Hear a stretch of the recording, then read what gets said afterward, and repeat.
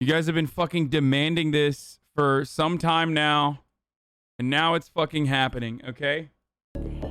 There it is. Fuck, my back hurts so bad. So, April 27, 2017 was the greatest day I gotta pee, in I'll the be back. history of Twitter.com, .net, .gov. I realize that to you children, Twitter is an app, but to us MILFs, it remains a website. We have to dial in. Hello, operator. Connect me to hell.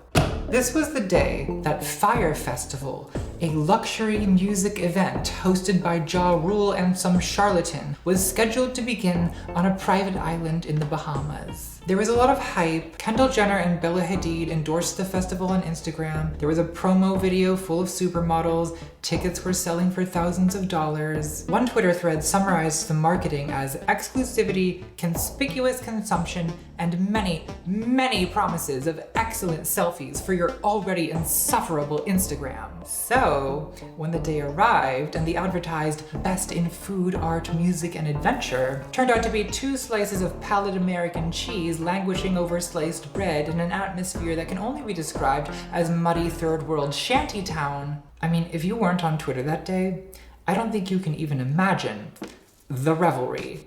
Just learned about Fire Festival, aka Ja Rule's concentration camp for Instagram models and rich white kids. Yuppie Hunger Games hosted by Ja Rule. Finish your food, there's starving millennial influencers in Fire Festival. Instagram entitled Rich Kids.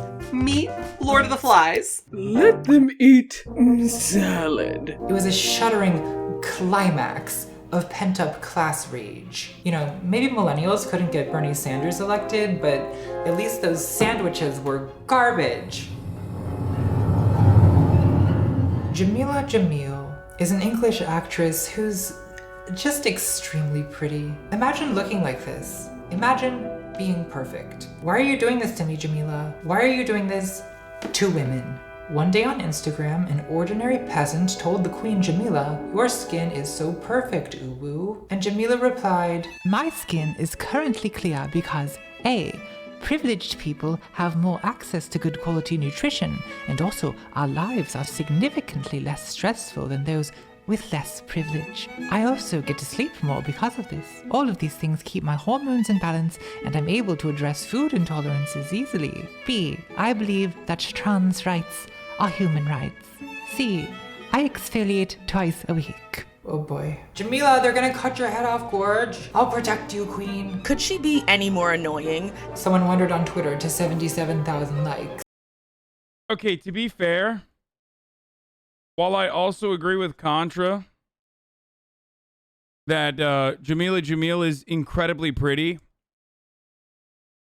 her brand of politics is literally the most annoying brand of politics. Like, it just, outside of like incredibly limited circles, I do not know what that kind of politics is. When I see it, I immediately cringe.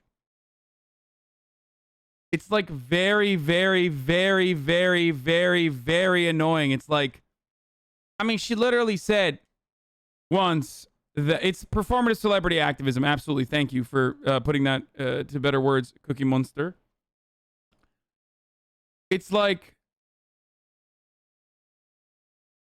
she once famously said, fat shaming should be considered a hate crime.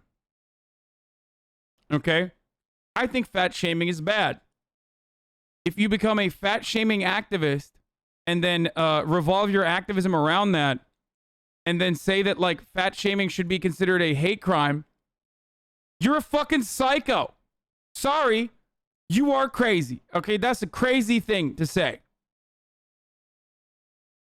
Jesus fucking Christ, dude. Fuck. Here. This trend of fake self-awareness legit makes me want to rip my hair out. Now look, to be fair, everything Jameela said is true. Being privileged does make it easier to spend time and money on cosmetics. But Jameela's acknowledging this recitation of all the complex socioeconomic factors that account for why she's prettier than you, doesn't take any of the sting out of inequality does it? And that's kind of at odds with what activists used to say, which is that you should check your privilege, a suggestion which the privileged seem to have taken to heart, since the rich and famous now go around delivering these orations on how fortunate they are compared to the rabble. And this, of course, turns out to be far more annoying than when they acted oblivious to it. I don't have any beauty secrets. I guess I just drink lots of water. Take me, mother. A similar scandal occurred when Kim Kardashian tweeted about her birthday party at the height of the coronavirus pandemic. 40 and feeling so humbled and blessed. There is not a single day that I take for granted, especially during these times when we are all reminded of the things that truly matter. After 2 weeks. Bro, every time I sneeze, it's like, every time I sneeze is one of the worst things now because of my back, where I'm so fucking scared that my back is just gonna blow out from the sneeze. You know what I mean? It's the worst thing.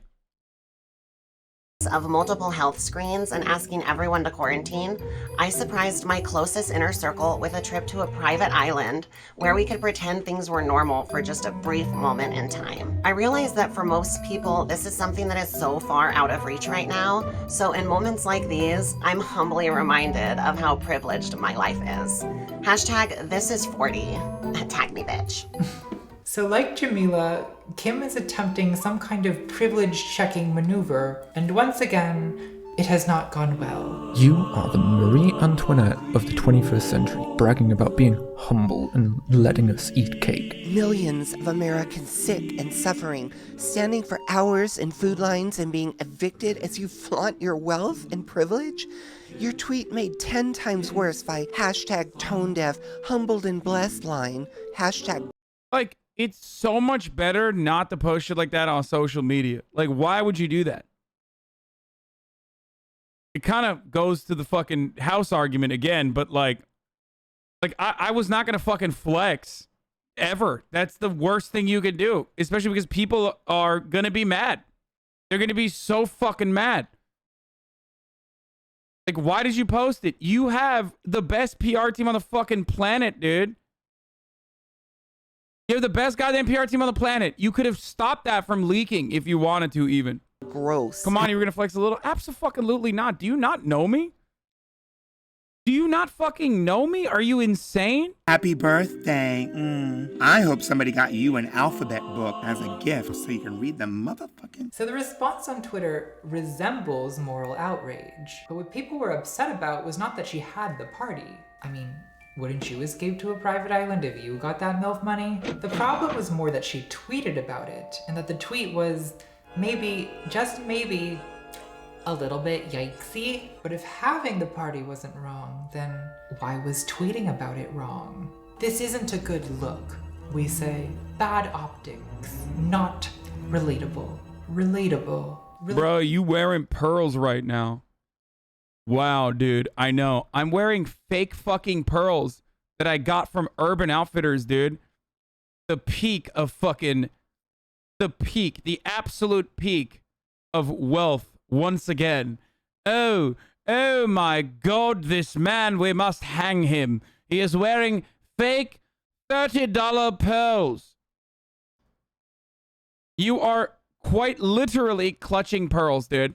That's what you're doing. Relatability is not a moral category. This is public relations. It's The not ethics. flex. And it definitely isn't socialism. Like, I'm pretty sure Karl Marx never said, The problem with the bourgeoisie is they are not relatable. They can't read the room and it isn't a good look. This should have stayed. You're really insecure about being perceived as rich now? Yeah, dude, that's why I fucking hid my subscription number immediately after. No. I've talked about it a million times over. If people want to fucking get luxury shit, they should be able to. I find it really fucking dumb whenever people are like, oh, well, what are people with EBT doing? They're buying shoes. It's like, well, fuck you, dude. Why can't a dude who works at fucking McDonald's and, like, you know, has to make a living, not enjoy fucking nice things if they want to, okay? Same goes for anyone. It's so stupid when people are like, I can't believe you bought, like, something nice. Like, dude, if... The world is fucking terrible. Oh my God, my voice. The world is fucking awful, okay? If you're gonna have a fucking moment of solace and a moment of comfort and a moment of happiness from like some kind of material consumption. That's kind of the whole purpose of goddamn capitalism, dude. Like, Jesus Christ, let people fucking enjoy things. Oh my fucking Lord. And everyone does it too. Not a single person lives like Jesus Christ. Okay? That's precisely why, like, all the hammer and sickle lefties that were like, oh my God, I can't believe this person bought a fucking house. Like, they themselves enjoy shit that other people would consider to be lavish expenditures as well. There's nothing wrong with that. It makes me so fucking annoyed when people are like, no, you can't do that. It's doubly annoying because I don't do that and people still say I do. Like, I don't have branded shit, okay? I don't wear, like, big brands or anything like that. But people still constantly say, socialist wearing Supreme, lol. Like, what? Yeah, maybe even if I wore Supreme, what are you going to do about it? Fuck you. Suck my dick, okay? Even if I wanted to wear Supreme, I fucking wear Supreme. But I don't, and you still fucking cry about it and say I do. In the drafts, #tone-deaf. Isn't the issue that when Kim tweeted this, most people were trapped in quarantine? We didn't get to have birthday parties.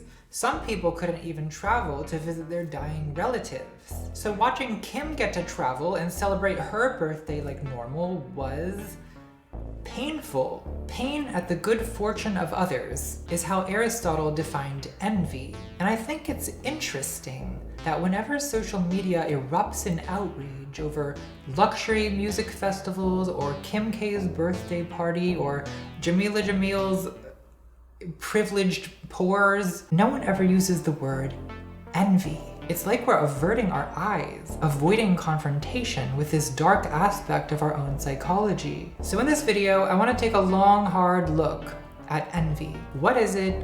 Where does it come from? And seriously, what is Jameela Jamil's skincare routine? Drop it in the comments, bestie. Okay, so what is envy? Pain at the good fortune of others is not a bad start, but there's more to it than that. Envy is a syndrome, a complex of poisonous thoughts and feelings about people who have what we want but cannot get. It's not simply wanting what another person has. That's greed, which is a much more wholesome sin. Because simply wanting what someone has can inspire us. It can fuel our own ambition. It can even motivate us to improve ourselves. And sometimes people call that envy, but it's not really envy. It's emulation or admiration. At worst, it's what the Bible calls coveting. He covets. Envy is something darker. It's not just wanting what someone has, it's begrudging them what they have. You might even hate the person you envy and want them to lose what they have, to be humiliated and destroyed, even if their downfall doesn't benefit you in any way. Like Satan, who is willing to lose heaven just to spite God, according to the poet John Milton. It's gonna be 90 minutes of MILF jokes, kids, so strap in. So envy is malicious. It's a force of destruction. For an example of the distinction between envy and emulation, think about incels, involuntary celibates, these men who can't get girlfriends and are bitter about it online. It was incels who contributed to our culture the concept of chads, that is, beautiful, wealthy, masculine men. For incels, taking the red pill means buying into an ideology which says that women only want to date chads or else they want to marry beta cucks just to take their beta bucks. Gas keep, gate boss, girl light. So if you're an incel, you can either go to the gym and try to become a chad, that's emulation, the aspiration to attain what another person has. Or, and this is the more popular option, you can take the black pill, which means believing that chadhood is genetically determined at birth. There is no hope, no woman will ever want you, and therefore happiness is impossible. You may as well lie down and rot. This mindset. Whenever I see Natalie talk about stuff like this, like, I'm excited because, like, I'm not alone in deep knowledge of red pill and incel lore. Like, it's good. It's a breath of fresh air to know that there are also equally brain poisoned content creators out there. It's great. Set of resentment has inspired so many mass murders. There's an entire Wikipedia timeline dedicated to tracking them. And the essential motivation for this violence is envy. The incels' failed ambition and sense of incurable, predestined inferiority turns venomous. The logic behind the violence is, if I can't get a girlfriend, if I can't get what I want, then no one can. In the words of a murderer, The day of retribution is my attempt to destroy everything I cannot have. but most incels aren't murderers. Most of the time, envy is most harmful to the person who envies. The philosopher Max Scheler called it a self-poisoning of the mind. There's a Christian saying that envy is the only sin that gives no pleasure. Because the other sins are fun, right? Greed, gluttony, lust. That's what I call a good time. But envy is misery. Though I wouldn't go so far as to say it gives no pleasure. Fire Festival is an art installation where mediocre people realize what their lives would be like without rich parents. Yes. Rich refugee crisis. We're living in a moment of growing inequality and resentment. Look around you. We've got the guillotine memes, we've got edgy teens tweeting "Eat the Rich," and none of this is new. The slogan "Eat the Rich" actually originates with the philosopher of the French Revolution, Jean-Jacques Bourre, who supposedly said, When the people have no more to eat, they will eat the rich. and fair enough, it's a good source of protein. But take it from me, kids, cannibalism is one of those tricky things. It's hard to do just once. You develop a taste for it. It's like they say at NA meetings. Once you vor, That's why I'm fattening up, boys. That's why I'm putting a lot of muscle mass on, you know what I'm saying? So you can, so there's a lot more to eat. Start by eating my fucking ass. you just want more. Also, who counts as the rich? Am I the rich? I certainly hope so, because I want you to eat me. Stop it! See, this is why I quit academia. If I was a professor, I'd have to behave myself, and I don't want to behave myself. I want to be bad. Do you want to be bad with me? Let's be bad.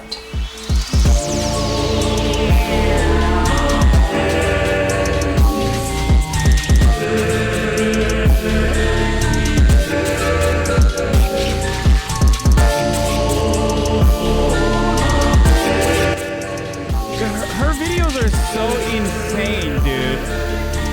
Oh shit. Bro, Natalie's Turkish. What the fuck?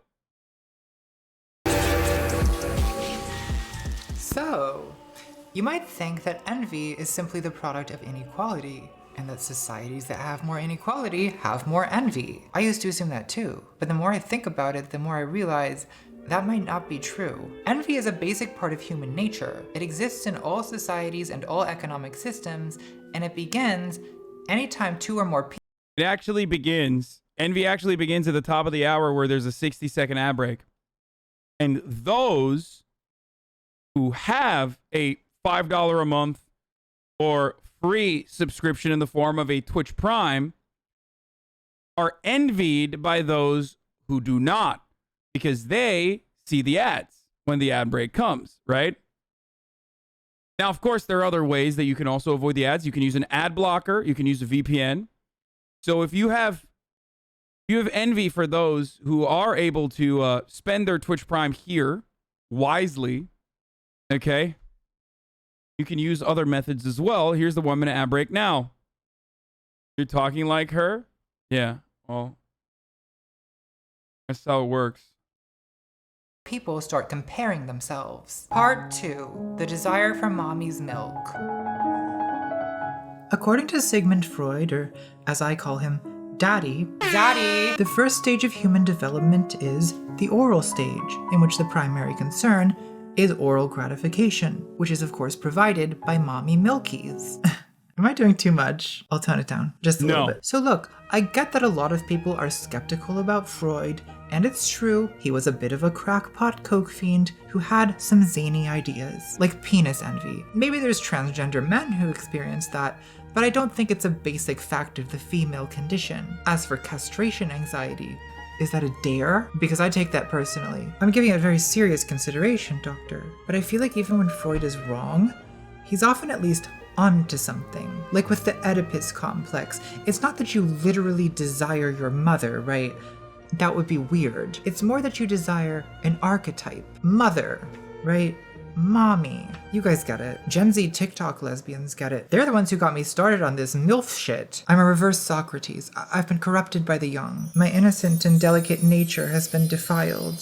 So Freud says that in the first 2 years of life, libido is primarily focused on mommy's milk. And it's also in this stage that envy first emerges. So I was the oldest child in my family, and I was less than 2 years old when my brother was born. So I don't remember this because I was 1 year old, but my family tells me that when my brother was born, I was just insanely jealous. Oh, and I guess now is a good time to discuss the difference between jealousy and envy. Scholars agree that there is a difference, and usually they describe the difference in one of two ways. The first is that jealousy is defensive. It's a kind of protectiveness over. Sorry, I was looking away and missed some of the visual cues because I was looking for the jealousy is a disease love, get well soon meme, but I can't find it.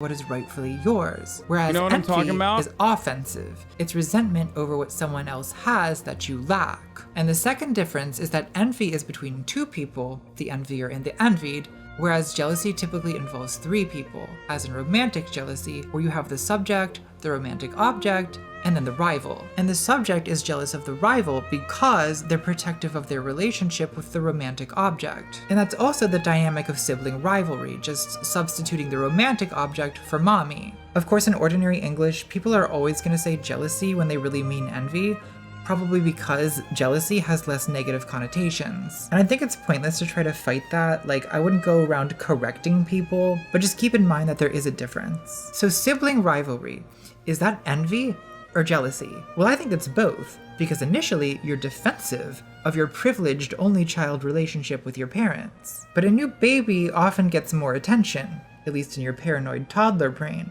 and you might be envious of that. And in romantic jealousy, you may also envy the rival if she has qualities that you wish you had. You know, young kids are little egotists who are very sensitive to when another child might be getting preferential treatment. One of the favorite phrases of tiny babies is, "It's not fair. It's not fair."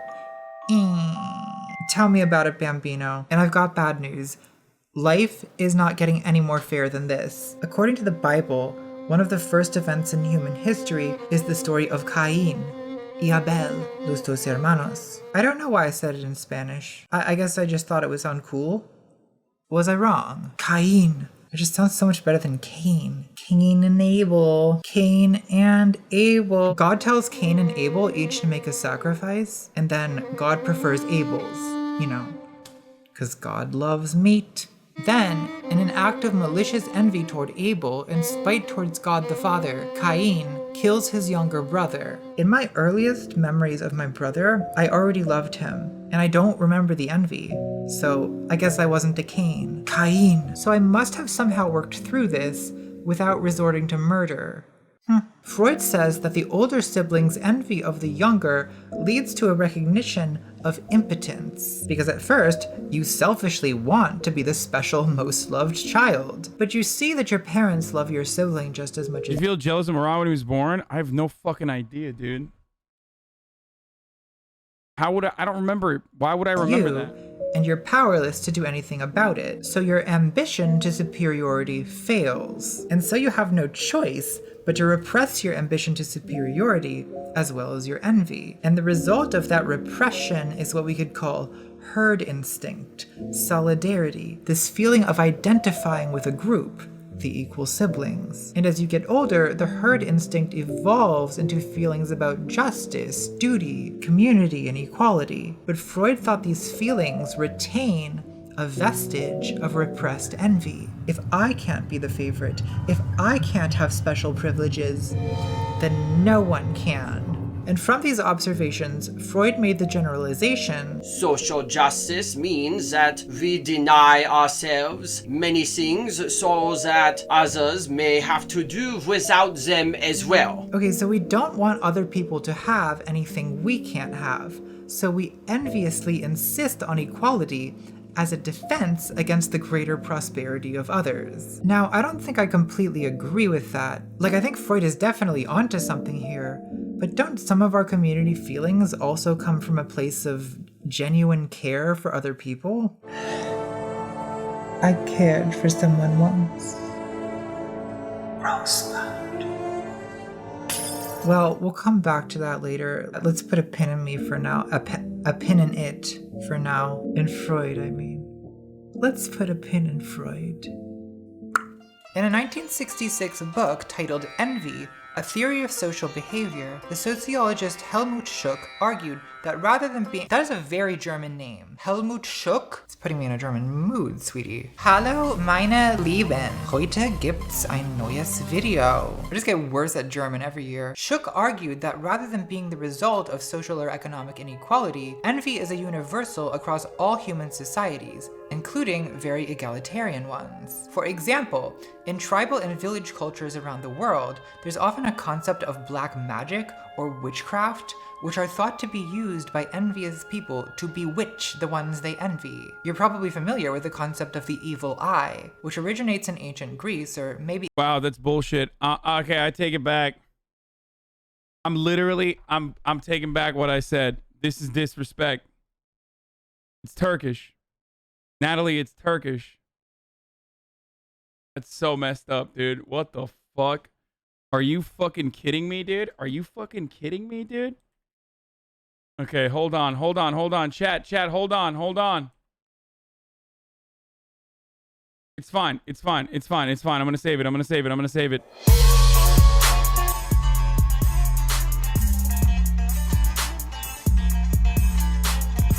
It's okay.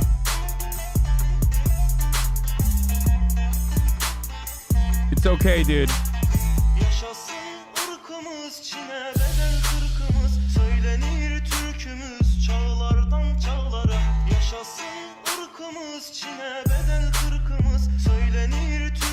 We're good. Purge the Greek. We're purging the Greek from the Greek cultural influence is being purged. It's now Turkish. It's Turkish now. You just envy the Greek? Yeah. Maybe even earlier than that. Cultures all over the world today understand the evil eye as a kind of curse cast by the malignant gaze of an envious person. Now you might be thinking that sounds superstitious, but I actually think the concept of the evil eye reveals a more sophisticated awareness of envy and of the social danger that it poses. You've probably seen these amulets around. There's an emoji for them now, which are supposed to protect against the evil eye. It's called a nazar, which comes from the Arabic word for sight or surveillance. Oh. Similar to the origin of the English word envy, which is the Latin invidia, which just means to look at. So there's an agreement across cultures that envy is related to sight, the malevolent gaze, the evil eye. And these amulets show that a lot of people are afraid of being envied and want to protect themselves. I was just watching this Turkish YouTube channel with an episode on the evil eye, and the host explains that for Muslims, it's customary to say, MashaAllah, or God has willed it when admiring a person or object. True. You know, to avoid unintentionally cursing them. That's why yesterday I said I did this. I kissed and I pulled my ear and I knocked on wood, and then I said, Allah nazardan saklasın, which means may Allah protect you from the evil eye. I love that. It's like no envy, like no homo, but no envy. Mashallah. The top comment on that video says, you want to protect yourself from the evil green eye monster? Well, don't tell others about your ideas, goals, or wishes. Don't be flaunting your accomplishments on social media or posting pictures of your children. That's how you avoid being jinxed. See, this is where Kim Kardashian went wrong with her birthday post. Clearly, no one in the Kardashian cinematic universe has ever heard of the evil eye. Wait, I thought these people were Armenians. Why haven't they heard of the evil— Oh. Okay, never mind. Every piece of media they've ever produced is about flaunting an enviable lifestyle. This is a particularly American thing. Most Americans have no concept. I'm glad I wasn't there for that last joke, okay? I'm glad I was not there for that. Okay, would not have been appropriate for me to be there for that. Also, I wanted to show you guys this. You know what I just realized? Like, this is some real crystal mommy shit. Like, Turkish moms and dads are technically also, you know, really into crystal stuff, because this is like, I mean, this is mysticism and all this other stuff, right? It's broken, by the way. I don't know what that means. I guess maybe that's why my back is broken, because I'm getting a lot of nazar. But yeah, I have one. I always have one. My dad usually was like, you need to have one in your bag. You know what I mean? I always had one. I never like really believed in it or anything like that, but you know, I just have one.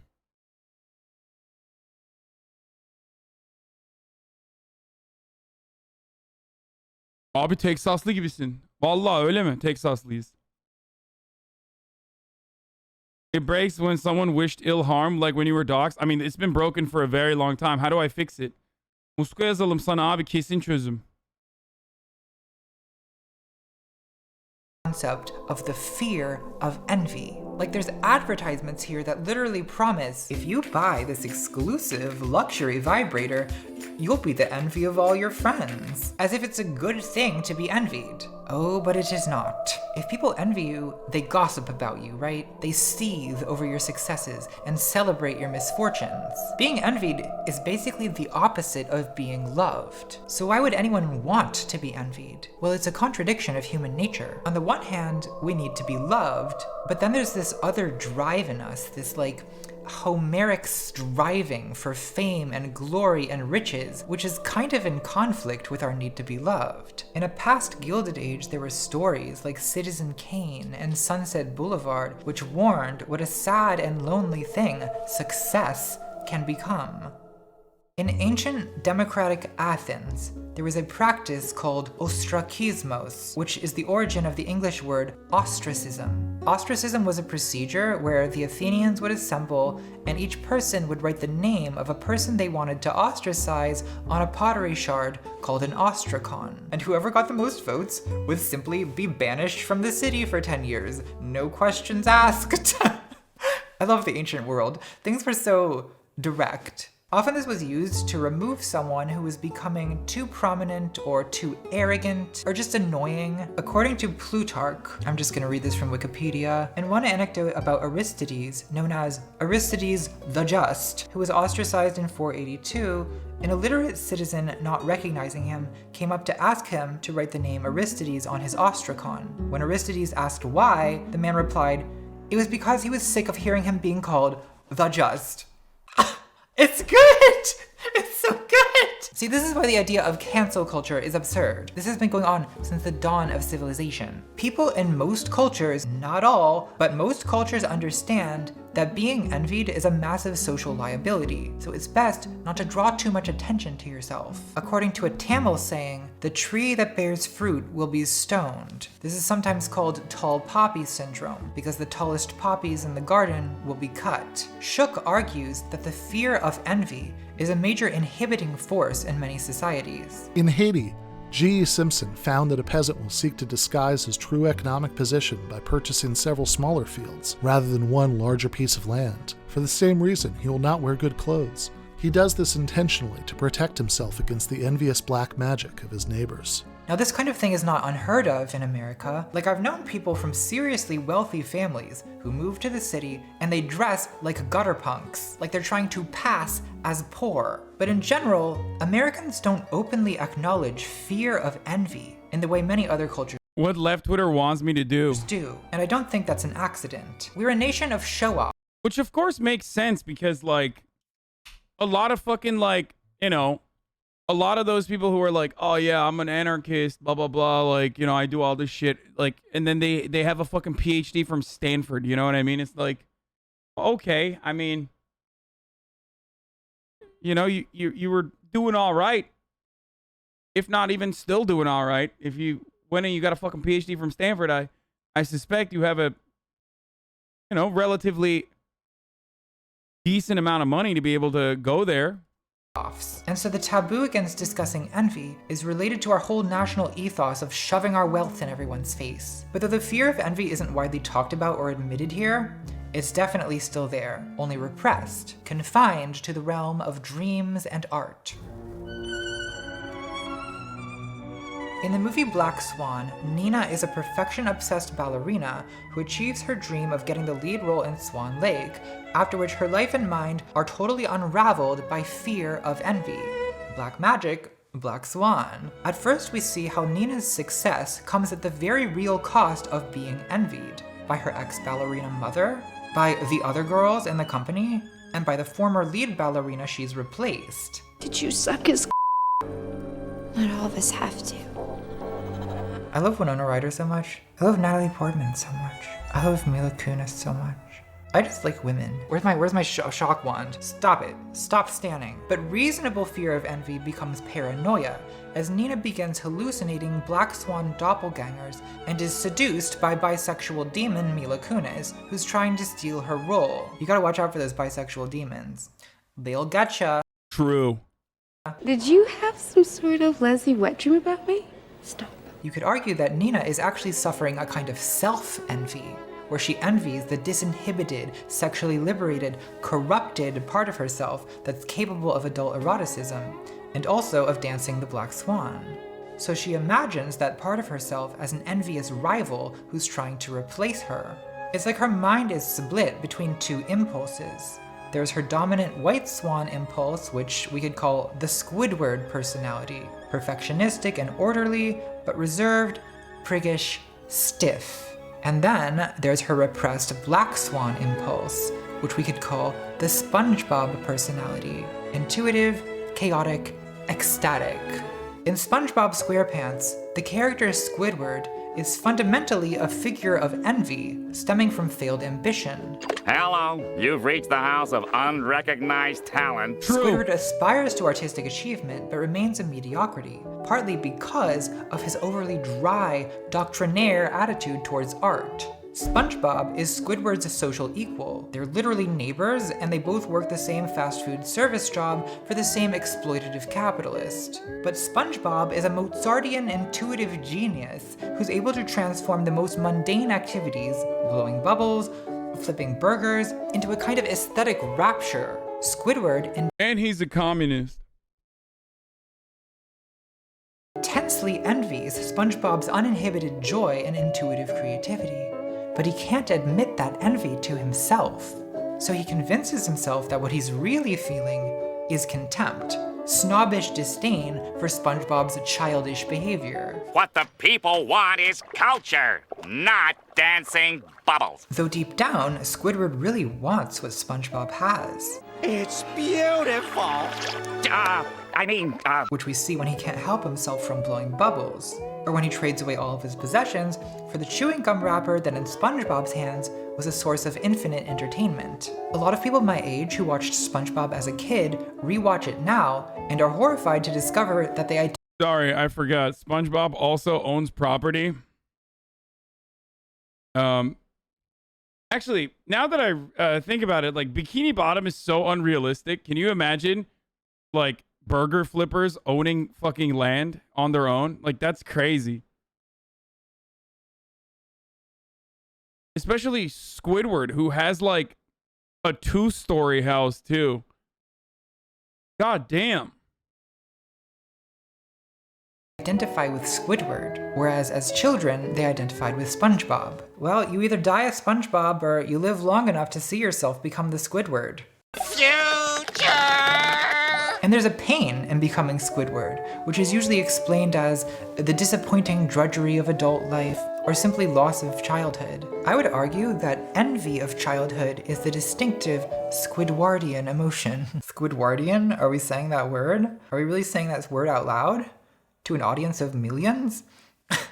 Okay.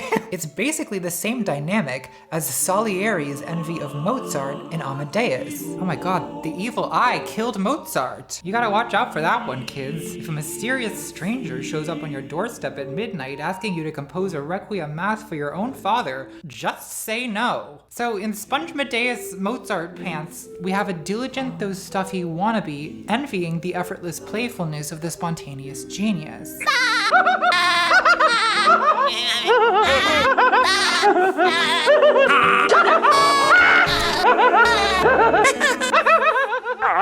Grazie, signore. Ah! So Squidward's envy of SpongeBob is, well, it's Apollo's envy of Dionysus. Look, if we were to view SpongeBob SquarePants through the philosophy of Friedrich Nietzsche, stay with me ladies, I have an angle here, we could say that Squidward represents what Nietzsche called the Apollonian impulse, while SpongeBob represents the Dionysian. Nietzsche thought there were two conflicting artistic drives in the human personality. The Apollonian, named after the Greek god Apollo, is the drive towards self-control, order, logic, morality. And the Dionysian, named after Dionysus, is the drive toward intoxication, frenzy, passion, intuition. Both SpongeBob and Amadeus present these two drives in conflict, with the Apollonian envying the Dionysian.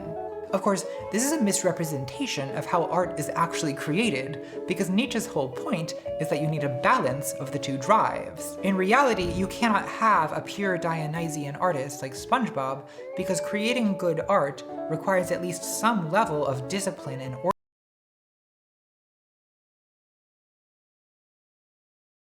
Can I stop making money out of others' content? No.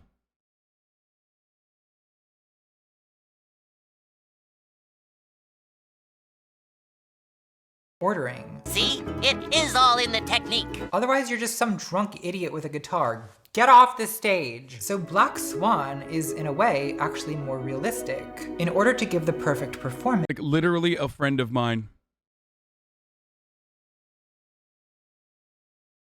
You know? A lot of the videos I watch are from either, like, whitelisted properties that I am familiar with, properties that I've given interviews to that don't mind me reposting their content, rewatching their content.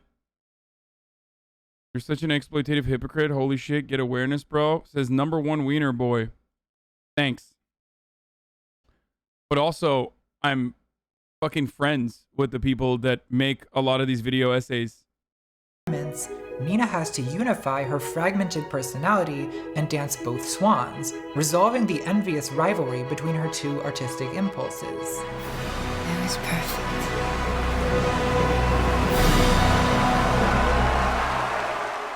Another movie about fear of envious ballerina doppelgangers, can you guess it? Is Jordan Peele's 2019 horror film Us, which dramatizes the repressed economic guilt and fear of the American middle class. We meet the Wilsons, a moderately affluent family with a vacation house and a boat, along with the Tylers, a slightly better off white family whom the Wilsons envy. You saw their new car, right? You had to do it. You just had to get that thing to fuck with me, too.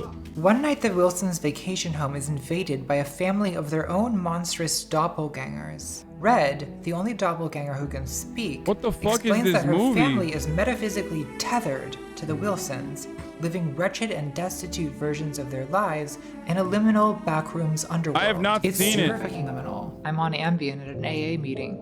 Not again. Once upon a time, there was a girl, and the girl had a shadow. The two were connected, tethered together. When the girl ate, her food was given to her warm and tasty. But when the shadow was hungry, she had to eat rabbit, raw and bloody. We later find out that all over the US, US spells us. Hey, that's the title of the movie. Oh. The tethered have risen up to kill their privileged doppelgangers and to link arms across the country in a dark parody of the real-world 1986 homelessness fundraiser Hands Across America. So my reading of Us is that it's an expression of middle-class guilt about privilege and fear of envy. It's not a movie about the working class. If it was a movie about the working class, then the working class would be able to speak human languages and would not be scary monsters who make animal sounds and stagger around like zombies. This is a movie about the anxious middle class's nightmare of the working class. Us represents in a self-aware way what other home invasion movies represent unconsciously: the fear of the envious poor, of revolution, of slave revolt. Tell me you did not just reference Home Alone. But Us diverges from other home invasion movies by not just being fearful about the underclass, but also guilty. The idea of the tethered underclass represents life as a zero-sum game where every moment of your happiness— I feel like this just fucking ruined the movie for me. God damn it. I mean, I need to watch this now, though. Is bought with someone else's suffering. It's an incredibly guilty fantasy, an internalization of the black magic logic of people who blame their own misfortunes on the people they envy. As Shook puts it, my neighbor's harvest can only have turned out better than mine because he has somehow succeeded in reducing mine by black magic. So the fear of envy and the guilt of success are repressed in American culture, but they still find expression in movies. Jordan Peele is kind of like the Charles Dickens of the 21st century. Us actually reminds me of A Christmas Carol, a story about the guilt of the rich if ever there was one. You know, Scrooge is visited by ghosts who show him how wretched and sad the lives of his employees are, and how he'll die alone and hated by everyone, and his funeral is only attended by businessmen on the condition that lunch is provided. Dickens was truly the master of scaring the rich straight. So maybe fear of envy can serve a softly regulatory function by motivating charity and generosity in the rich. But in general, I'm suspicious of envy as a motivation for politics. Because remember, the basic logic of envy is, if I can't have it, then no one can, which is a purely negative, destructive style of thinking. It's taking privileges away, not for the material benefit of the underprivileged, but merely for the psychological satisfaction of the envious person. And that's even worse when you consider that envy is subjective.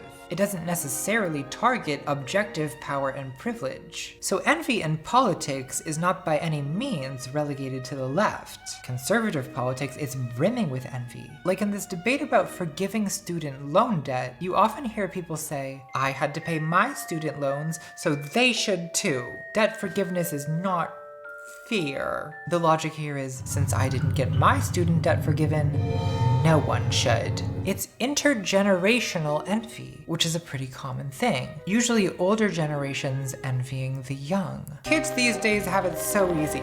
When I was young, we ate nails for breakfast and sent text messages on the Pony Express. The feeling is basically, it's not fair that kids these days don't have to suffer like I suffered. Or think about the concept of a welfare queen, which openly reeks of envy and white resentment. Or the way conservatives talk about immigration, it's all this envious suspicion about illegal immigrants sneaking in and getting government handouts without having to pay taxes. I had to work hard for my money, so why should these people get a free ride? Not that that's what being an illegal immigrant is actually like, except in the imagination of people who envy them. Envy is felt more intensely by prideful people, so it's especially sharp when it targets people who are supposed to be beneath you. The Jewish radical feminist Andrea Dworkin made what I think is a pretty compelling argument that both anti-Semitism and misogyny are partly rooted in envy. She quotes a bigoted argument made by the wife-killing protagonist of Tolstoy's story, The Kreutzer Sonata, who resents that women and Jews find a kind of paradoxical power in their own oppression. Just like the Jews. Oh, shit. This is like the perpetual victimhood seeking that you see from, if you are to look at this not from a classist analysis, but rather rather like one revolving around racial groups. This is the same thing that like white people do when they're looking for victimhood. Straight white men saying like, I am victimized by society because marginalized groups have both the benefits in their eyes of marginalization, right? Cool story. Because if you're looking at it from the outside, you see it as like a cool story, a cool background, rather than like actual trauma that you've experienced. And you get to be able to, talk about it. So that's part of the reason why a lot of people seek to say like, we are being marginalized. As they pay us back for their oppression by financial domination. So it is with women. Ah, you want us to be traders only? All right. As traders we will dominate you, say the Jews. Ah, you want us to be merely objects of sensuality? All right. As objects of sensuality we will enslave you. Dworkin explains, This dominance of men by women is experienced by the men as real, emotionally real, sexually real, psychologically real. It emerges as the reason for the wrath of the misogynist. The woman appears to control sex. The man needs it. This causes his rage at her perceived power over him. Women control access to what men want, which gives women a kind of indirect power that some men envy. They envy the sexual power of women. It doesn't matter to the misogynists that, especially at the time Tolstoy was writing, women— This is literally when dudes who fucking crank out the porn non-stop turn around and bully sex workers on the internet like, fuck you, like, now you're fucked, you can't be on OnlyFans, like, I hate that you are able to make money off of, like, objectifying or, make money off of the male gaze. It should not be something that you can make money off of while I will still continuously objectify you inappropriately. Women objectively have less power in society than men. He envies women because they have what he desires. Likewise, it didn't matter to Weimar anti-Semites that Jewish people were a marginalized minority. Anti-Semitism is often rooted— By the way, men can make money fucking too. Like, it's just the conversation only features or only revolves around women doing sex work and never men doing sex work because it's an inherently misogynistic one. Like, you never fucking hear about Jason Love, friend of the show, Jason Love. You know what I mean? You only hear about sex work from the point of view of, like, women, hot tub streamers, all this shit. It's about women being able to make money doing sex work. That's the problem. An envious obsession with the disproportionate influence and affluence of Jewish people. It is not the absolute differences between men which feed envy, but subjective perception, the optics of envy.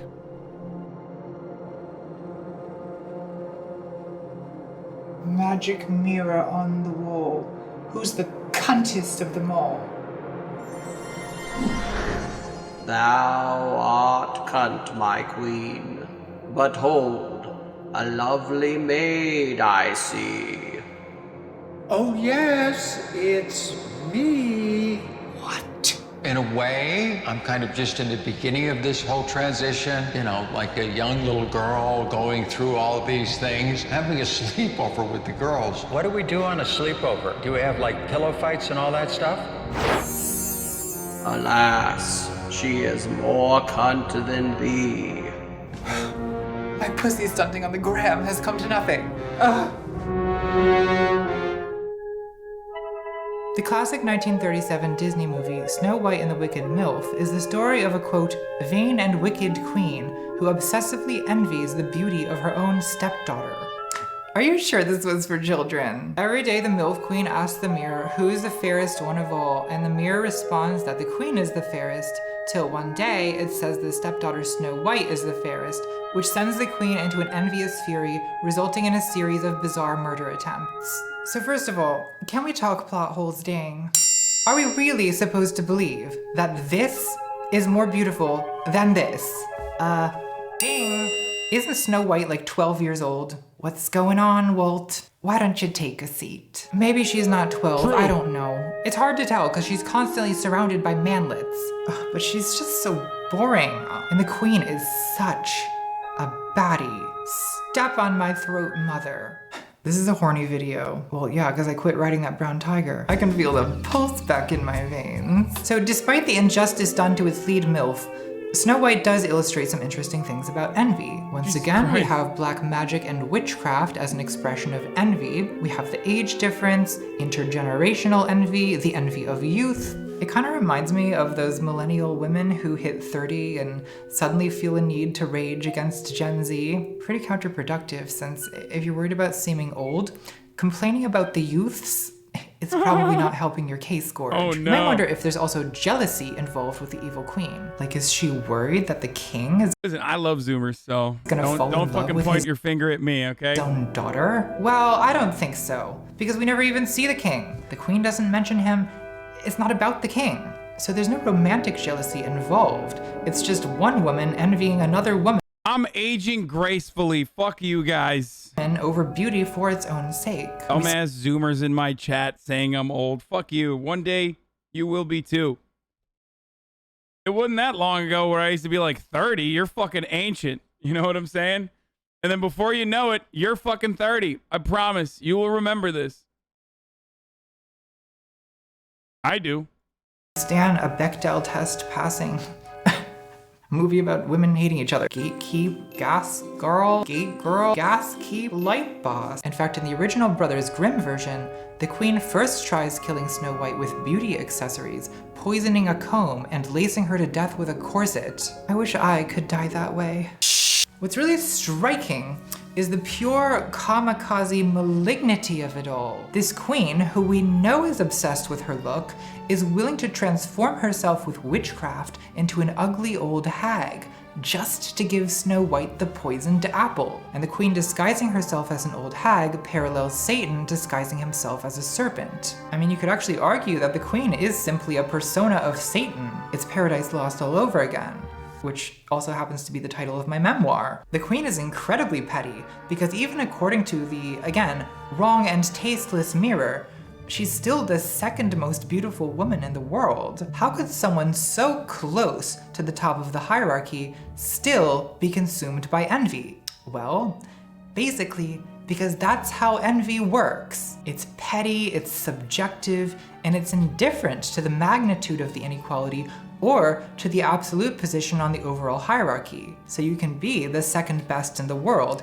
and still be obsessively envious of the one person who may barely even be above you. In fact, there's studies showing that Olympic silver medalists are actually less satisfied with their prize than bronze medalists, probably because the bronze medalist is just happy to be on the podium at all, while the silver medalist is so close to first, they can't help but wonder, what if? Humans form our sense of identity and self-worth not by comparing ourselves to any absolute standard, but by comparing ourselves to each other. And we're more likely to compare ourselves to the people who are around us than we are to people who are far away. We could call this the proximity effect of envy. We're more likely to envy people who are close to us or similar to us, especially people we're in competition with. Is that why this is not even a real fucking article? It's it's the fake LA Times link. I don't know why you would try to fucking like lure me in with this when I know the original, like when this article already exists out there, but for Fox News, you know? That's why social media is such a nightmare. It's an incubator of envy because it puts everyone next to everyone else. So we're all being compared. Is that why leftists are so quick to try to tear down other leftists rather than focus their efforts elsewhere, maybe even more productive targets, rather than those who are ideologically their allies, those who are also in their way trying to do what's right? Perhaps. All in competition, and it can destroy your self-esteem. Last stream, I don't know how you do it, bro. Shit would honestly just ruin my day. Okay, mister, I put a pill up my ass to keep my hair. How the fuck are you gonna go from saying people being a cunt on the internet would ruin your day to being a cunt on the internet to try to ruin someone's day? I mean, I don't take Propecia as a suppository, my friend. If that's what you thought, like, don't worry. You take it orally. You don't put it up your ass. Because you're comparing your actual life to these idealized images. And it also turns public figures into lightning rods for envy because of the numeric visibility of popularity and success. It's a perverse consequence of the proximity effect that envy within an oppressed class is often more venomous and obsessive than envy for the oppressor. So for example, in Snow White and Black Swan, you have women envying other women, because women are often in competition with each other. And I know it's kind of a misogynistic trope. In media, there's constant portrayals of vain and envious women, jealous bitches, fighting over men, over youth, over beauty. It's like drag queen femininity. Death becomes her femininity.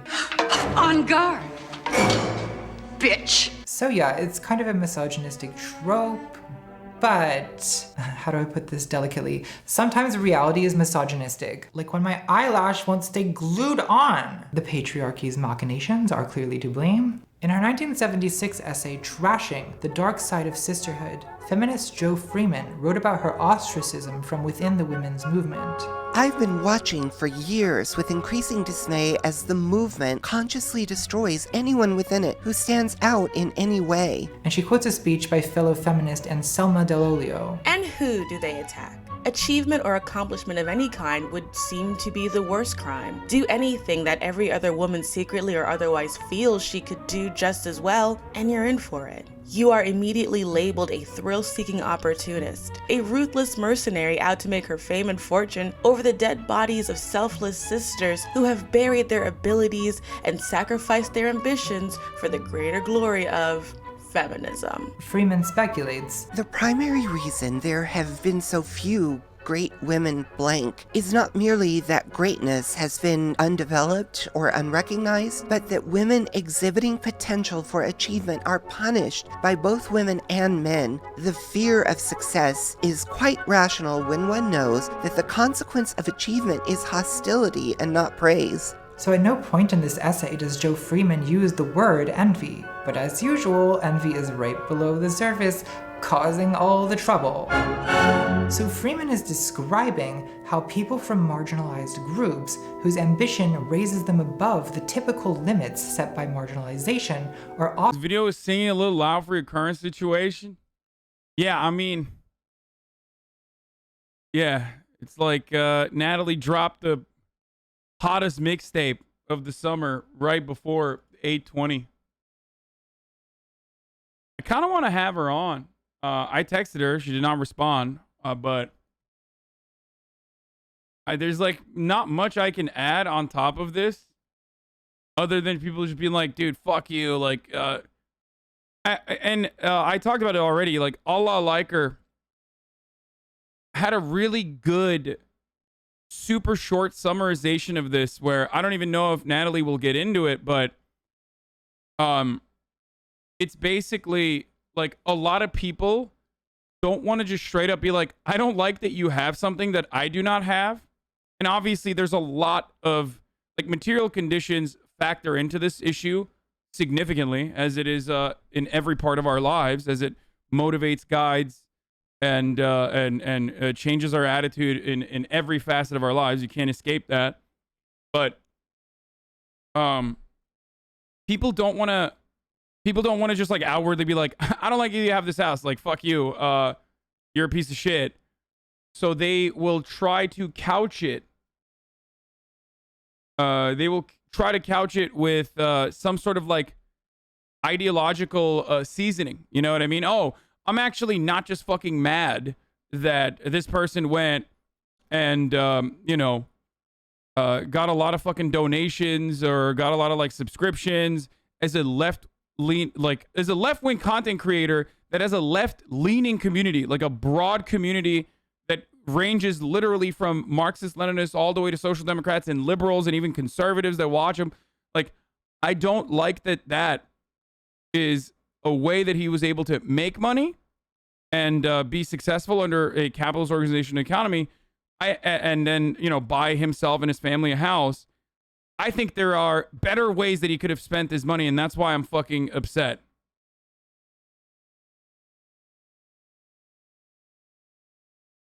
Yeah, when for a lot of it's not envy, it's envy with socialist characteristics.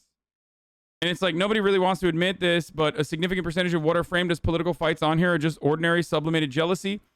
The right thing is, it's normal to be emotionally reactive to people who annoy you, enjoying some form of success. It's an entirely human and powerful feeling, but then you feel bad about being petty, so you got to launder it through some neural pathways to make your feelings noble, which is precisely why you couch your feelings of envy or your feelings of rage. Very understandable, righteous rage.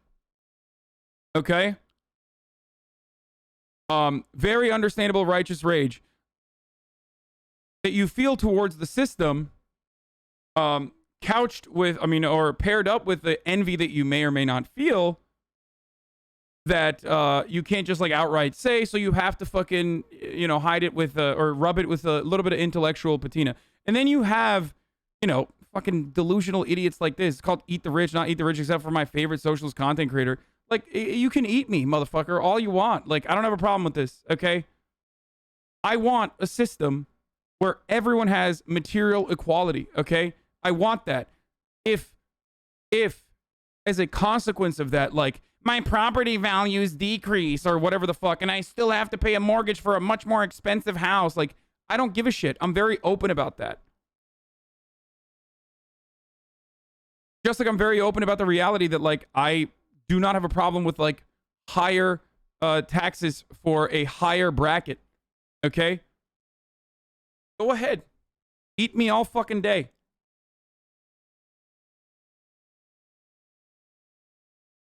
So it's so strange when people are like, oh my God, like, you said eat the rich and now you are the rich.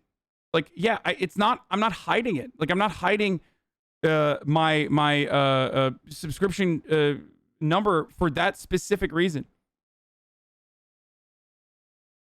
I think you were much more on the mark to say it's misdirected anger and ignorance, though. I would agree there's an element of envy sprinkled in.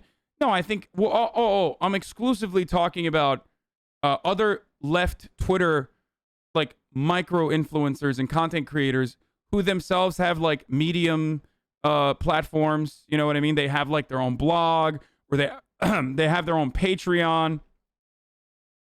They are in the same fucking situation, okay? I started somewhere. They're starting somewhere. My starting point was, of course, elevated genuinely for obvious reasons. Hold on. Oh, I found that if I stand while I'm sneezing on one leg and I lean into my good side, it doesn't hurt my back. Sorry. So, as I was saying, this, like, the envy part of the conversation revolves mostly around, like, other leftist content creators that have, like, Patreons and shit like that.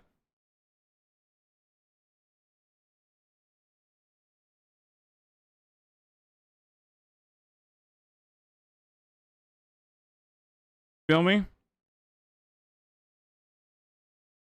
Anyway.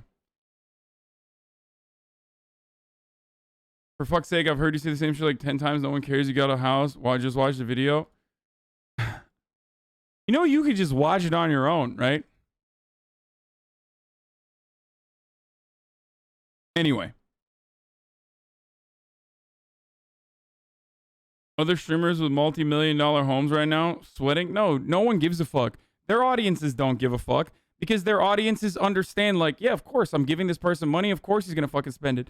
Prezzo, famous Twitter meme artist and also editor, Prezzo, already joked about this in perfect terms, where he said, oh, what the fuck? I unsubscribed from HasanAbi immediately. I didn't know he was going to buy shit with the subscription money.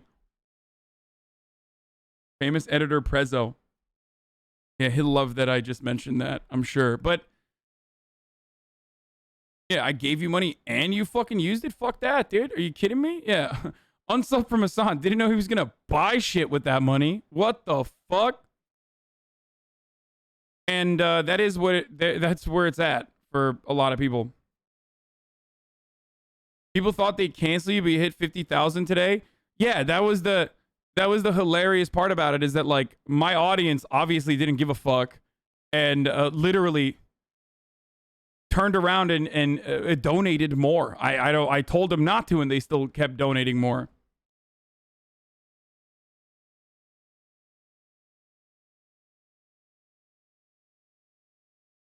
We'll probably post this on YouTube in a second.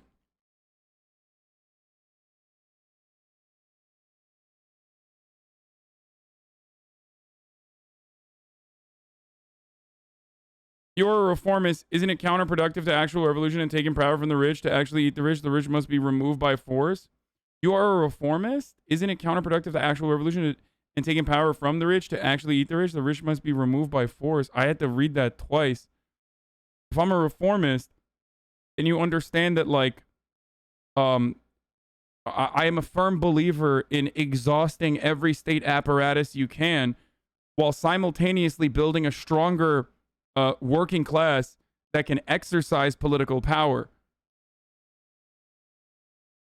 A big part of that also comes from doing like literally doing agitprop and instilling class consciousness and fighting against the dogmatic capitalist thought that has unfortunately brain rotted every single fucking generation thus far.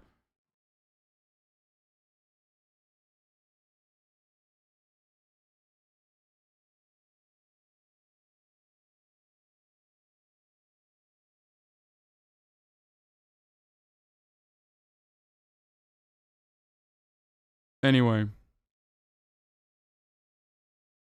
They're saying reformists aren't good. Yes, I know that. I understand that he's saying reformists aren't good because he's saying that ultimately you need to fucking... Dude, Marxist-Leninists that believe in, like, building a vanguard party immediately are delusional, because even if you're a fucking Marxist-Leninist who believes in, like, a bloody revolution, you fantasize about a bloody revolution.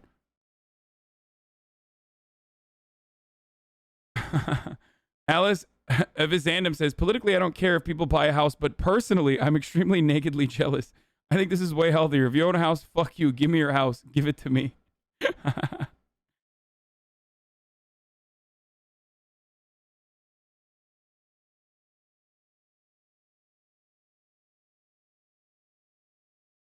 And the eat the rich concept. Exactly.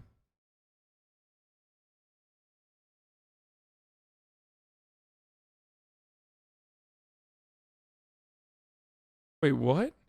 Oh, so Hasan is allowed to buy a house, but everyone hates me because I went to private school, have rich parents, and said some slurs in private law? Wait, is this a meme?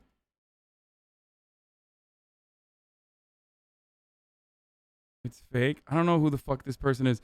Eat the rich is a simpler slogan than the capitalist class must be removed from power and dismantled due to its inherently parasitic nature to allow for the creation of a more egalitarian society. But you were supposed to learn a little more than the slogans. True. It's like whenever motherfuckers cry about the aesthetics of ACAB. Why are you saying ACAB? My uncle is a cop. Meh, he's not a bastard. Okay, well then fucking learn what the meaning is behind it. Like, same with fucking eat the rich.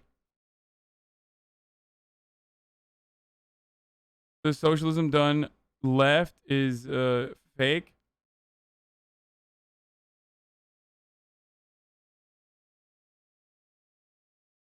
You know?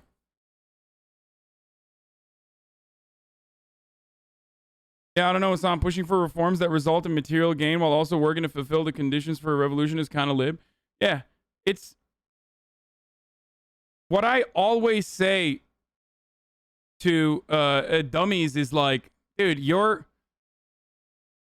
What is this? What the fuck? I'm canceling my tier 3 sub now. I'm literally shaking.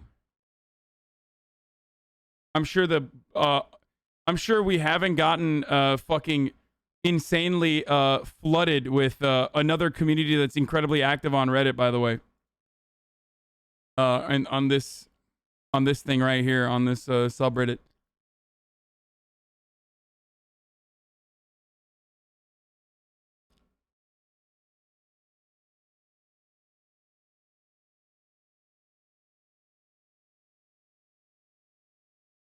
I can't believe we're still talking about the house. I mean, dude, people are still fucking mad. People are still posting about it.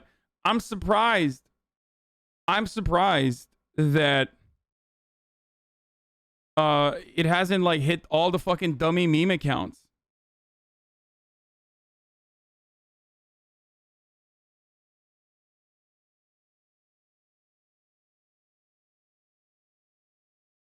Often ostracized from their own communities. But she has no causal explanation for why this happens. I have an explanation. The explanation is envy, and women are more likely to envy other women. Trans women are more likely to envy other trans women. Oh god, am I really gonna go there? If we did this topic justice, this video would be 9 centuries long.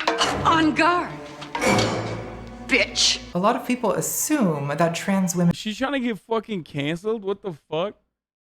Because that's the quickest way to get canceled.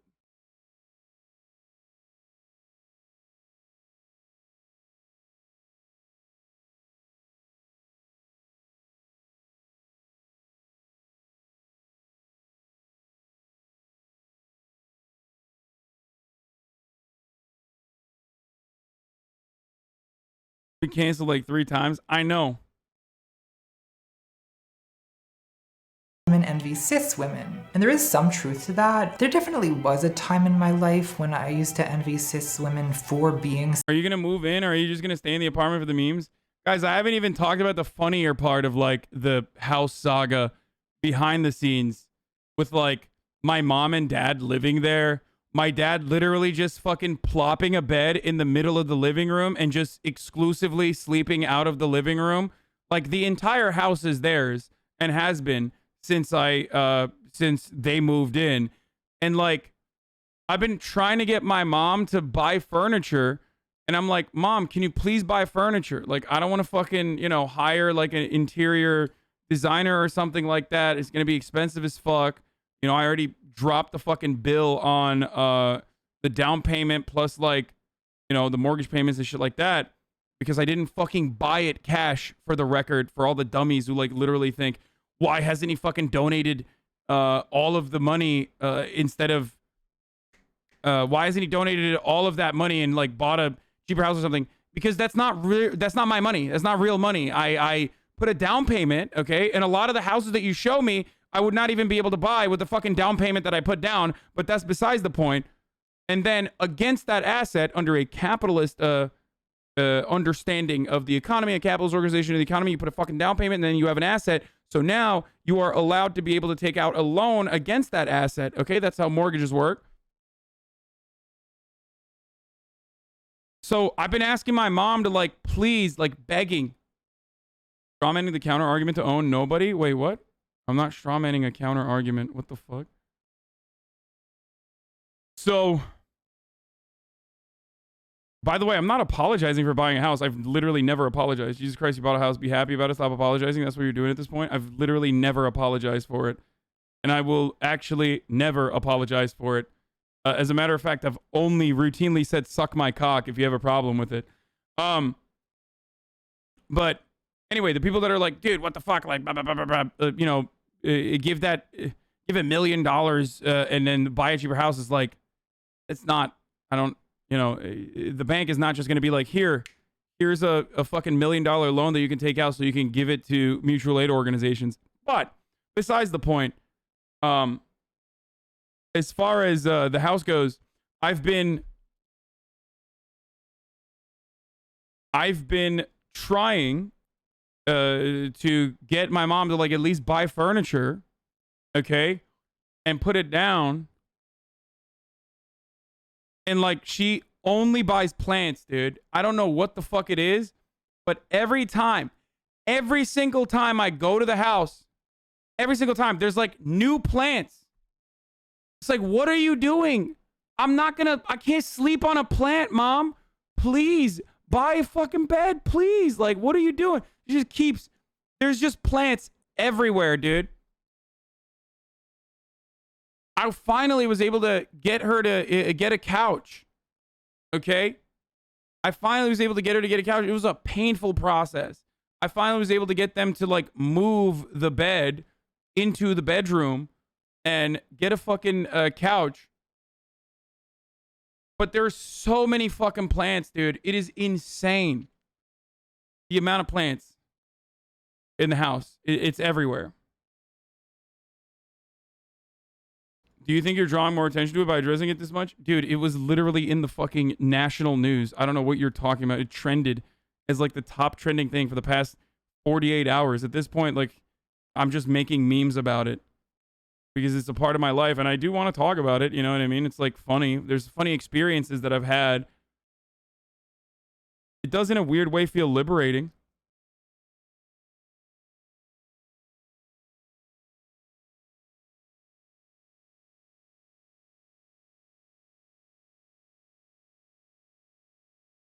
They didn't keep all the Alec Monopoly art from the staging. Dude, I don't know what the fuck was in the staging, dude. That's not, the house was fucking empty.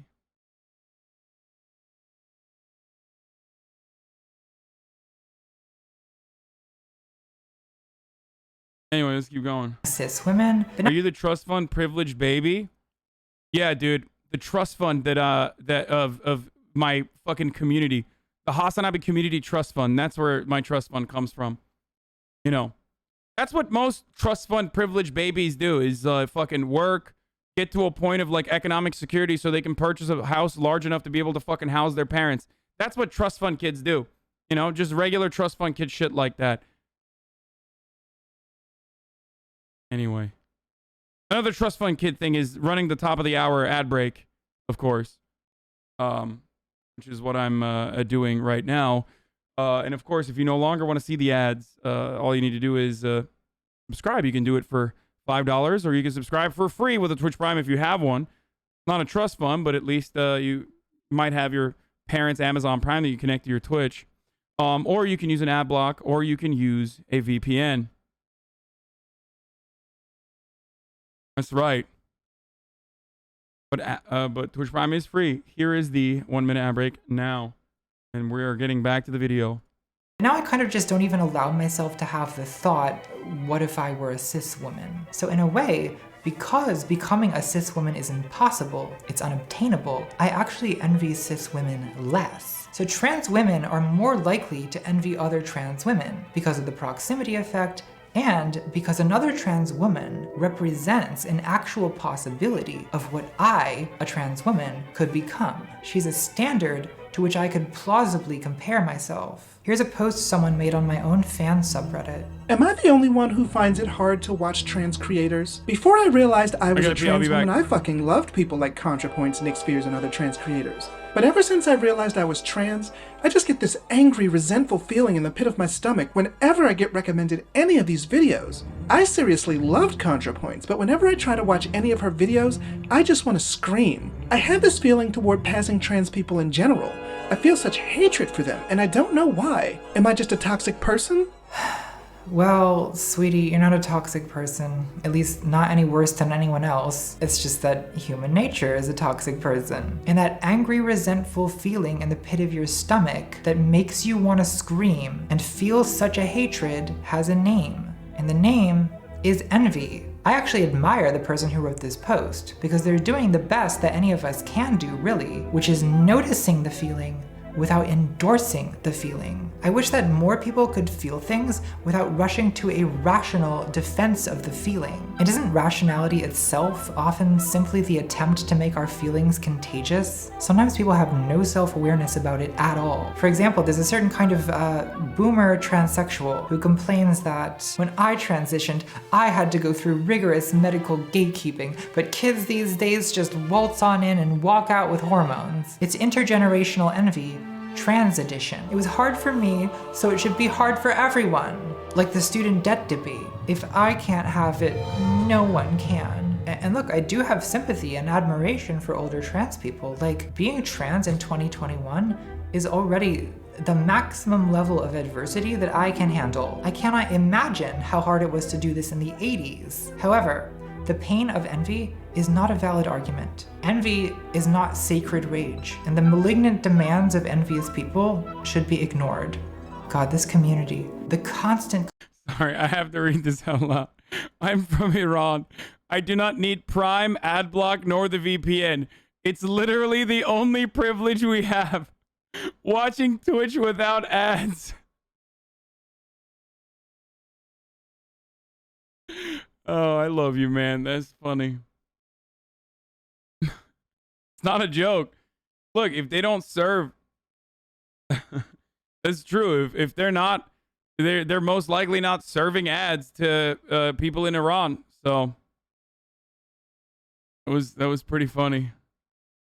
Competition, the envy, the cringing, it makes it really hard to get along with other trans people. Oh, speaking of which, gay tangent, everybody. Gay tangent. Envy presents kind of a unique problem to same-sex attracted people because of the increased risk of envying the very people you're attracted to. I want to the ones I envy. I envy. You know, it's the classic, do I want you or do I want to be you problem. I've heard feminine queer women say they could never date another femme because they're worried they would just end up envying her. So dating masculine women solves that problem because having separate roles, separate aesthetics, separate categories helps to avert proximity envy between partners. Unfortunately, I am not that smart. Basically, I am attracted to femininity, but I also want to embody a kind of feminine archetype myself. I'm not masculine and I don't want to be. You know, I used to think I'd only want to date another trans woman because of the mutual understanding, but I've kind of realized that at this point it may actually be more psychologically healthy for me to open up to dating cis women. I used to not want to do that because I was afraid it would make me feel like a man, but at this point, honestly, just be a man. Whatever, it's fine. As a drag queen once said, I'm more of a man than you'll ever be, and more of a woman than you'll ever have. Yes, God. Can we get the tequila out of the frame, please? I think at a distance, it's okay to indulge the attraction-emulation ambiguity, but if you want to actually have a relationship with someone, you have to make up your mind. Oh my God, a chatter just said, no wonder Hasmaz is your best emote. Oh no. Dun dun dun. We've cultivated an entire community around the feelings of envy. And expressing that envy is perhaps the chatters loudly yelling. No, I'm just kidding. All right, let's that you desire this woman and you do not want to be her. Because think about it from the other perspective. What could be less attractive than someone who literally wants to be you? Teacher, make her stop copying me. Like, as much as I joke every episode about how Buffalo Bill is an iconic trans legend, you don't want to date that bitch. Imagine trying to date Eve from All About Eve.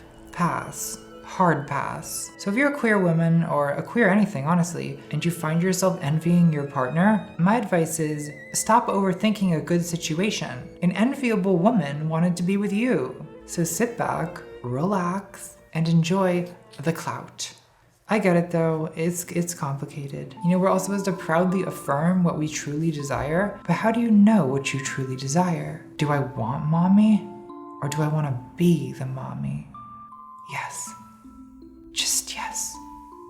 Anyway, let's go back to talking about Sigmund Freud. The mother half took over completely.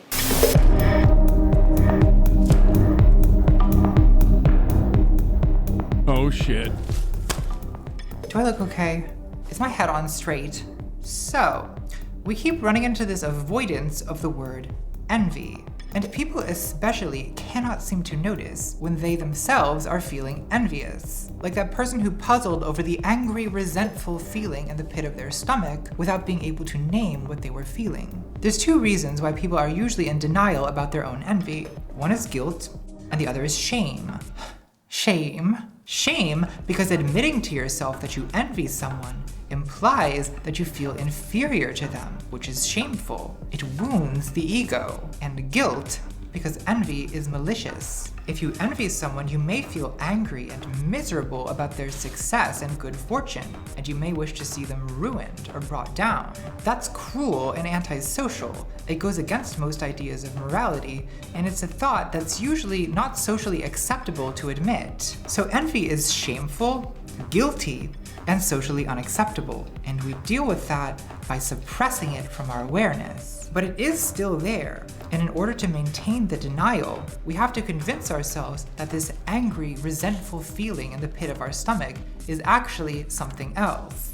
Think about how in SpongeBob, Squidward shows contempt for SpongeBob's childishness, for blowing bubbles, for having fun at work, when in fact, Squidward envies SpongeBob's uninhibited joy and intuitive creativity. But he can't allow himself to have the thought that he envies SpongeBob because that would mean recognizing the intolerably shameful truth that he feels inferior to SpongeBob. So what he does instead is convince himself that what he really is a refined sophisticate, scoffing at this childish fool. How did I ever get surrounded by such loser neighbors?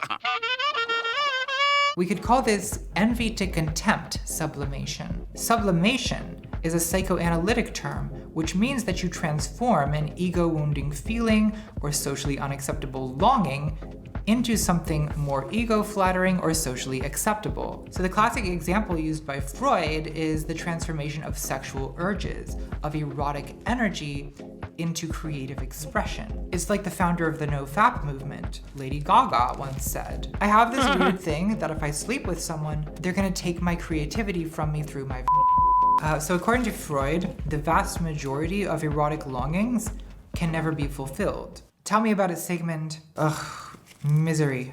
But there's a positive side to this, supposedly, which is that you can sublimate your erotic longings into a more socially acceptable productivity. So, instead of flicking the bean, maybe you write novels about thirsty vampires, or for that matter, philosophical treatises about the will to power. Oh, we'll get to you. Freud thought that civilization itself is built at the cost of our instincts, most of which we have to sacrifice in order to live in a society. So like erotic impulses, I think envy can be sublimated, which is what's happening when it becomes contempt. Another example is the blog McMansion Hell, which makes fun of the tasteless architecture of suburban ostentatious trash. I would argue that part of the fun of this blog is the pleasure and relief of looking. Yeah, that's right. That's right. Stop making fun of my fucking house, dude. Yeah. Also, that literally looked like Misgift's house. I'm not even... down at the rich, because looking enviously up at the rich is painful. It makes you feel inferior. And a way to alleviate that pain is to sublimate envy and pretend that you're an aristocratic aesthete, scoffing at the vulgar taste of the Aravis. These flying buttresses are an extremely poor taste. Another example is shit-talking plastic surgery. I once heard a trans woman say, "At least I don't look like a botched sex doll." The subtext is, there's a certain kind of trans woman influencer who lives in LA and has a lot of cosmetic surgery to achieve a doll-like aesthetic. But it costs a lot of money to look like this. And a lot of trans women can't afford surgeries that they want. And one way to cope with frustrated desire is to convince yourself that the thing that's out of reach is not worth having anyway. See also the discourse on Twitter about how passing is transphobic. There's an ancient Greek fable where a fox wants some grapes, but he can't reach the vine. So he walks away bitterly and says, well, the grapes are transphobic anyway. The cisgender version of this is maybe the not like other girls meme, which is classic envy to contempt sublimation. The trope is usually that other girls are popular and slutty. They have fake tans and fake nails. They like partying and makeup and stupid music for idiots. But I'm quirky and real. I listen to Pink Floyd and read books and eat lots of pizza late at night, alone and sad. There's usually a subtext of anxiety about inferiority, the other girls being more socially accepted, feminine, and put together. A lot of times, the other girls don't even exist, right? They're a media construct of idealized womanhood. Like, where are these other girls who've never eaten pizza and enjoy wearing makeup at 9 a.m. on a Saturday morning? Are they between the sofa cushions? Did you put them in with the other laundry? Are the other girls in the room with us right now? So the feeling of inferiority toward the other girls is reframed as a kind of contemptuous hipster superiority, which is really just an ego-defensive persona of resentment. Like Janice in Mean Girls. She's not even really a lesbian. She's Lebanese. Regina got confused, and then she dances with a boy at the end, and is readmitted into girlhood. Thank you for that, Tina Fey. That's very helpful. Great. Another way we can reframe feelings of envious inferiority is by transforming them into moral superiority. Moral superiority often being the refuge of people with nothing better to feel superior about. We don't have to feel guilty or ashamed of envy if we convince ourselves that what we're actually experiencing is justified, legitimate hatred. So for example, think of the morality around sexuality. What? That's crazy. What did she just... That's wild that she said... Dude, this... I'm kind of glad that ContraPoints got canceled a bunch, and like there was a lot of discourse on the timeline about like, does she deserve all the Patreon dollars that people willingly give her? What the fuck? Because many people often say, I pre-watch videos. Well, it turns out she fucking pre-watched life. Or at least my particular circumstances. And that's precisely what I talked about before. Like, you know, couching your justifiable frustration in some sort of like ideological purity when there is none. Part 69, sluts. Yeah, what are you gonna do about it? Cancel me?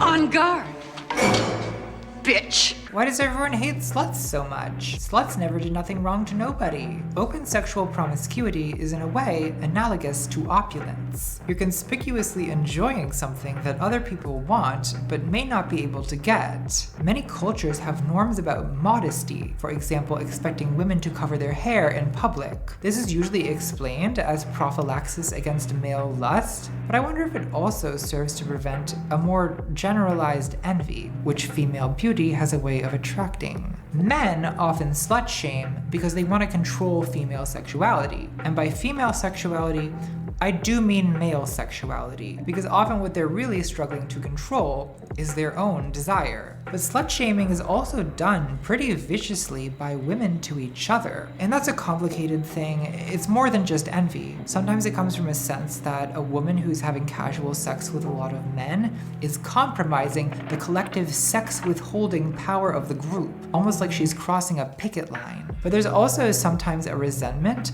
that a woman who's showing skin is using her body to get unearned attention. And that smells like envy to me. I don't use my body to get attention, so no one should. The repressed feeling is, maybe I'm a little jealous that she's getting all this attention by posting thirst traps, but you don't think that.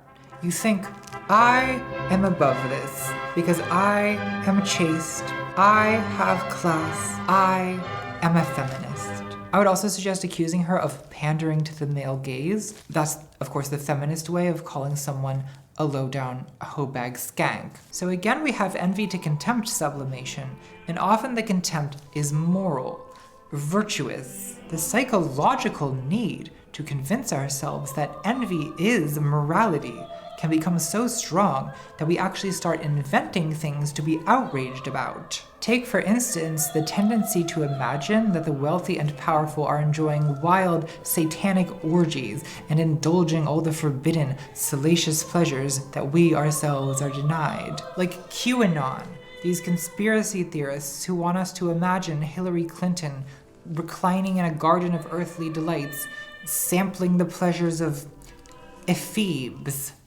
Live, laugh, love that for her. Envy is very imaginative when it comes to the hedonistic extravagance of the envied. Let's talk about Marie Antoinette, the Queen of France who was guillotined by the Revolution. If you know one thing about Marie Antoinette, it's probably that when she heard about a famine where the people had no bread, she infamously responded, "Let them eat cake." What an evil bitch. How could she say that? Well, she didn't. She never said it. It's a lie. The phrase "let them eat cake," originally "let them eat brioche," first appeared in Rousseau's Confessions, written in 1765 when Marie Antoinette was 9 years old. Rousseau attributed the line to a great princess. Probably no one ever said this. It's kind of like how the most famous photo of Paris Hilton is the one where she's wearing a "Stop Being Poor" t-shirt. What an evil bitch. How could she wear that? Well, she didn't. It's photoshopped. The actual shirt said "Stop Being Desperate." Envy likes to fabricate the diabolical crimes of its enemies. I assume to complement the hedonistic extravagance. I mean, what is a Disney villain if not an opulent homosexual seen through the eyes of the envious? See how I do it? I'm gonna try lowering the ISO because it's so bright in here now. Okay, well, it's a much lower ISO. What if I get another light over here? That's what this channel is really about. One biological female's quest to create a harmonious color story. In the years leading up to and during the French Revolution, Marie Antoinette was constantly defamed in these sleazy tabloids called libelles. It's the same root as the English word libel. The often pornographic libelle depicted the queen as a bisexual demon who was constantly having drunken orgies and sexually manipulating everyone around her. All of which is very interesting, but none of which is true. The historian Robert Darnton called it an avalanche of defamation that has no parallel in the history of vilification. This woman took the blame, the moral blame, for the structural failings of a broken economic system. And by the time she was brought before the Revolutionary Tribunal in 1793, the actual person Marie Antoinette had long ago been overshadowed by the libelous caricature of her. Now there was maybe one good reason for executing the former queen, which is that the legitimacy of your new republic is a little more secure when you don't have living monarchs hanging around. Someone better tell the English. But the problem with that reasoning is it has nothing to do with whether or not the queen deserved to die. And beheading a recently widowed mother of two in front of a jeering crowd for political expediency might weigh a little heavy on the conscience. So the revolution had to convince themselves that the queen deserved it, which was pretty easy after decades of, again, false and defamatory gossip. In her biography of Marie Antoinette, Antonia Fraser describes how the prison guards separated Marie from her 8-year-old son, who they plied with alcohol and groomed into accusing his own mother of incestuous abuse. To justify killing Marie Antoinette, they had to destroy the idea of this woman as a mother. So she was convicted of what may as well have been crimes against ethics in games journalism and sent to the guillotine, where her last words were sorry to the executioner for stepping on his foot. Women Stop Apologizing challenge. This is what a girl boss winning looks like. So Marie Antoinette literally did nothing wrong. Hey, how are you? An innocent MILF was killed that day, and I, for one, won't stand for it. So look, we have a psychological incentive to believe that people whom we envy are immoral monsters, because then we get to label our hatred and violence toward them justice. Cruelty generally cannot conceptualize itself as cruelty, and part of the reason for that is that calling cruelty what it is takes the fun out of it. It reminds me of the second best day in the history of Twitter, October 1st, 2020, the day that Trump got COVID. And I'm gonna be honest, I have never felt more schadenfreude in my entire life. Well, well, well. If it isn't the leopards eating people's faces party having their faces eaten by leopards.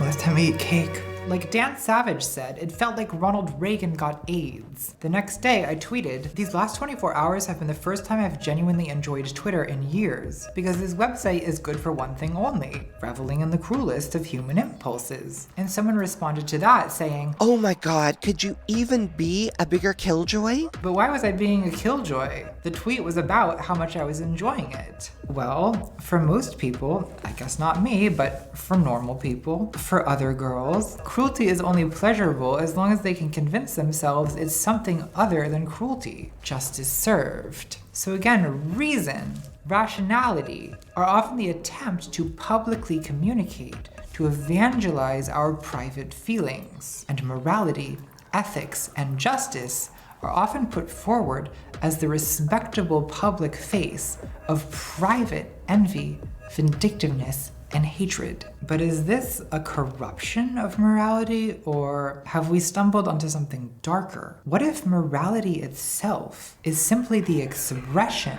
of some kind of sadomasochistic urge? It's too early for this. I mean, it's literally 7 a.m. where I'm filming. I don't know how this keeps happening to me. My head gets cut off one afternoon, puts me in a philosophical mood. The next morning, I've stayed up all night and I'm still talking about the philosophes. Meow meow. Hello again, kittens. Let's talk about justice, uwu. I look like a Supreme Court justice. Sonia, Sotomayor. It would actually be fierce if I wasn't, if I wasn't being Natalie. Look, I've been seeing a lot of comments lately along the lines of, Natalie used to do serious academic arguments. Now she only cares about makeup. All right, you little shits. You want book learning? I'm gonna learn you so hard. One of the best fucking moments, just of all time. Wonderful that she brought that back. I sometimes think about Trump getting COVID, and it just like puts a smile on my fucking face, dude. Straight up. And I don't even give a fuck. Much like Natalie, I don't care that I felt great about it. You know what I mean? It was fucking, it's funny. It was great. Reaping, sowing, all that. I'm gonna learn you so hard you're gonna have a goddamn headache in the morning. Friedrich Nietzsche. Wilhelm Nietzsche. Do you mind if I call you Fred? Friedrich was a German philosopher who had a lot to say about envy and morality. But before we get into that, I want to say a little bit about his life because it's just very funny. Nietzsche is famous for his concept of the Übermensch, but Friedrich, sweet, beautiful little Friedrich, he was not what most people think of as an Übermensch. Friedrich was a chronically ill, chronically in pain, nearly blind incel who probably slept with a prostitute once and got syphilis and died. Life is funny. Sad, but funny. In the introduction to Beyond Good and Evil, the editor says, though he prided himself on being comfortable with women, he does not seem to have been very successful in establishing emotionally satisfying relationships with them, which is hardly surprising. I love when the introduction to a book is just a brutal roast of the author. Who wrote this? Rolf Peter Horstmann. You're killing it, Rolf. You're a savage. I adore. Friedrich's books sold a dismal number of copies in his lifetime. What emerges is a picture of a totally isolated, highly neurotic man who had to try hard to avoid thinking of himself as a complete failure. Oh. He was also doing huge doses of opium, relatable, and writing himself prescriptions for sleeping pills using the name Dr. Nietzsche. Dr. Nietzsche. Pretty sure I got a Xanax prescription from that guy once. Behind a Dairy Queen. Nietzsche was also a failed musician and was in love with the composer Richard Wagner's wife. The virgin Nietzsche contra the Chad Wagner. You beta cock. Why did I do that? Can we all agree that Catgirl Nietzsche is by far the most cursed thing I've ever done? I just want to mom this guy, honestly. I don't even care that he's a misogynist. His misogyny is simply too sad to be offended by. You know, I think it's interesting that a person this pathetic can also be a genius whose name will never die. He's someone who had a lot of reason to be envious and self-pitying, but his philosophy couldn't be more against that. And as a person of pathetic experience myself, that is unironically kind of inspiring to me. So let's go in. In his book on the genealogy of morality, Friedrich wants to explain the origin of the concepts of good and evil. Under what conditions did man invent the value judgments good and evil? And what value do they themselves have? Have they to now obstructed or promoted human flourishing? Hang on, my food's here. That's right, you're getting a mukbang, sweetie. Did you think I was gonna sit at this giant table and not be eating something? This video's been going on more than an hour, so I assume you guys are drunk by now and we're just kind of hanging out at this point. You guys can't even see. Well, here, I've got a bunch of sushi, and it's my mission to eat all of this while summarizing the entire life and work of Friedrich Nietzsche. Trisha paid us, Nikocado. Consider this a challenge. So Friedrich argues that good and bad, not good and evil, that's different, we'll get to that, but good and bad were originally the self-affirming values of people with power. So to be good meant to be powerful, strong, beautiful, healthy, and to be bad meant to be weak, sick, common, ugly. I'm gonna eat one like a cat. And Friedrich supports this speculation with etymology. So in a lot of languages, the word that means morally good or spiritually noble originally meant noble in the sense of aristocratic, the propertied class. Like in Buddhism, the Arya Satyani, that's Sanskrit for noble truths. Arya means noble. And Arya is used to mean spiritually noble, but earlier it meant the aristocracy, the rich. And originally it was just the name that a culture in northern India gave themselves, the Aryans. I'm really working not to get soy sauce on this lace. This was later misunderstood by Europeans who wrongly thought that Aryan was a race. Oops. God damn it. God damn it, kids. Can we not? Friedrich traces the origin of the German word gut, or the English good, to the name of the Goths. No, not those Goths. The Scandinavian people who invaded Europe. Friedrich calls them the blonde beasts of prey. I like to stalk my prey in the small hours of the night, Mia. The German word schlecht, which means bad, is related to schlicht, which means plain, simple, originally common, low, not aristocratic, not noble. So good and bad, were originally the values of warrior aristocrats who were like Homeric heroes celebrating themselves. And Friedrich calls their value system master morality, this glorification of combat, feasting, athleticism, sexual conquest, beauty. These things were called good. And their opposites, weakness, impotence, ugliness, were called bad. The ancient nobles worshipped noble gods who acted like them and shared their values. I mean, if I created a personal goddess, I think we all know what animal that would be. Me and the ancient Egyptians on the same page. So for example, Roman warriors could worship Mars, the god of war. And it was like they were worshiping themselves. They were dumb jocks, worshiping dumb jock gods. Well, good for them. But what about the people who got shoved into lockers? Well, Friedrich's example, and this is going to create some misunderstandings later, but his example is the Jews, who were colonized by the Romans in Judea.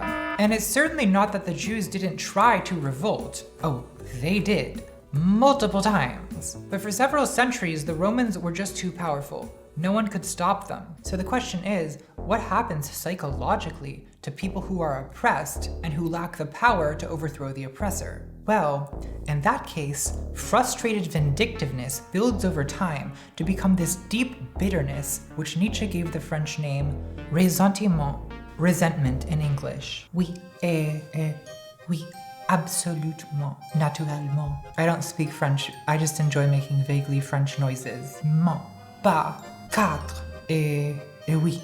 I don't like the English, but I like the French even less, because they're always dressed so well and they speak a sexier language than me. Stop it. This is your final warning, comprenez-vous? Good wine though, I'll give him that. So there's a German word, Neid, which means envy. So why is Friedrich using this French term, ressentiment? What's going on, Friedrich? Why are you speaking French?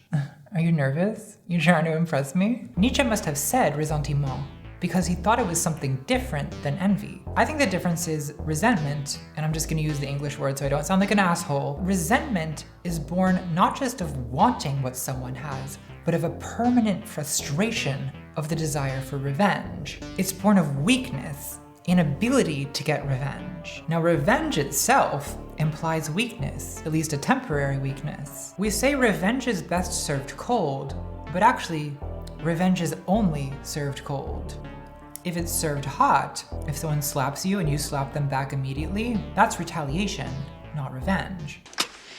You brought this on yourself. Revenge is only a possibility when you can't retaliate immediately. So you become vindictive, you start plotting and scheming. But if you're too weak, too impotent to have any hope of revenge, then you become resentful. So Nietzsche's argument is that a person who's too weak to get material revenge can instead get psychological revenge by creating a new morality. In Friedrich's words, the beginning of the slave's revolt in morality occurs when ressentiment itself turns creative and gives birth to values. This is a little high concept for a mukbang, isn't it? What are you doing, Friedrich? So while master morality says that good is power, riches, health, and strength, and bad is the opposite, slave morality, the morality of resentment, says, blessed are the poor, the meek, the sick, the powerless. This is the good of slave morality, and its opposite is not the bad, but a new concept, the evil. And what is evil? Well, everything that master morality says is good. Power, wealth, conquest, sexual satisfaction.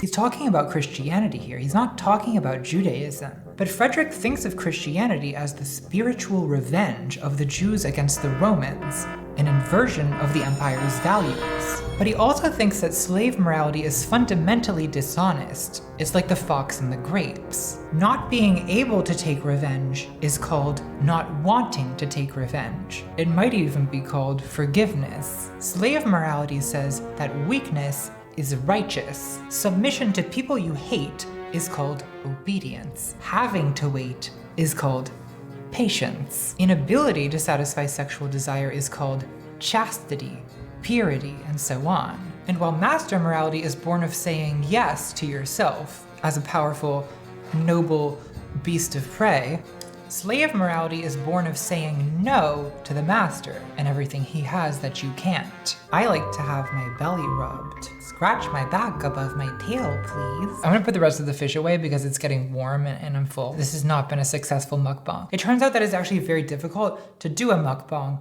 while talking. I should have thought this through a little harder.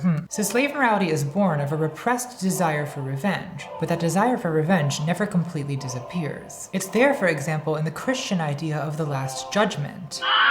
No need to take revenge against the wicked, my sheep. God will do that for us. And in the meantime, being weak is good, actually. I find this book thrilling to read, honestly. And I'm not easily thrilled, especially not by philosophers. I think this book in particular gets me because, especially if you were raised Christian, this is so the opposite of everything you were ever taught to believe that it almost feels like dirty. Like, should I be reading this? Is this allowed? Because even if you're not religious, most of us still agree with a lot of Christian morality. Like, yeah, Jesus was a good guy. Blessed are the meek, sure. But then Friedrich comes along and he's like, morality is just a cope for frustrated vindictiveness. And you're like, I need to lie down. Where's my smelling salts?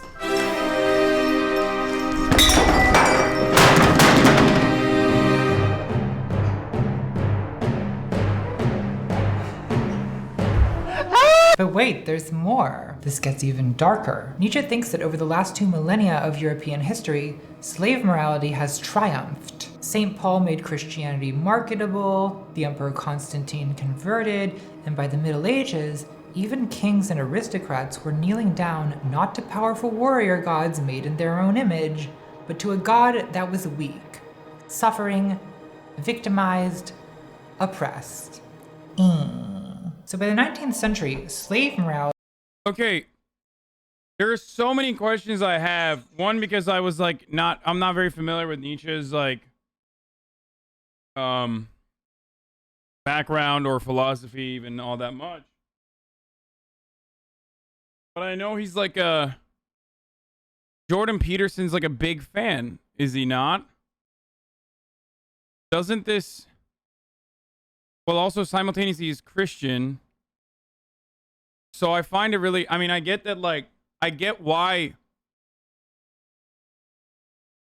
Like, it's really weird that he took the master slave, I guess not dialectic, but the master slave concept and then said that it was actually, like, Christianity should be more like being the master, which is like just, you know, conservative ideology. One that derives around power, maintaining it, keeping it.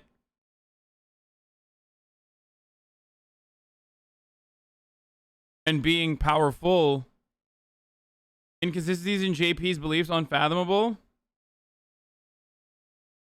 No, but it's just like it's really strange. There's 2 readings of Nietzsche, the conservative and the leftist version. Conservative being what the Nazis did and put into action. No, I see that. I do see that. I can see Jordan Peterson applying a conservative interpretation to Nietzsche's philosophy and then turning around and then somehow applying it to Christianity when it's literally the opposite, but whatever.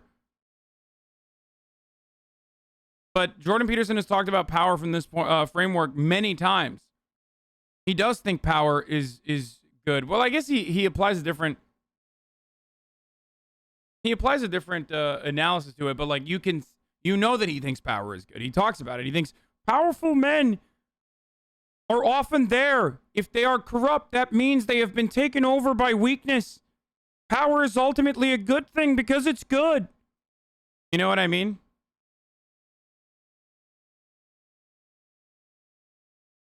He says leftism is slave morality and cleaning your room is master morality. Yeah, well, leftism is slave morality is literally just conservatism. You're just a conservative. Saying that leftist ideas that promote weakness is exactly what the fucking Nazis said.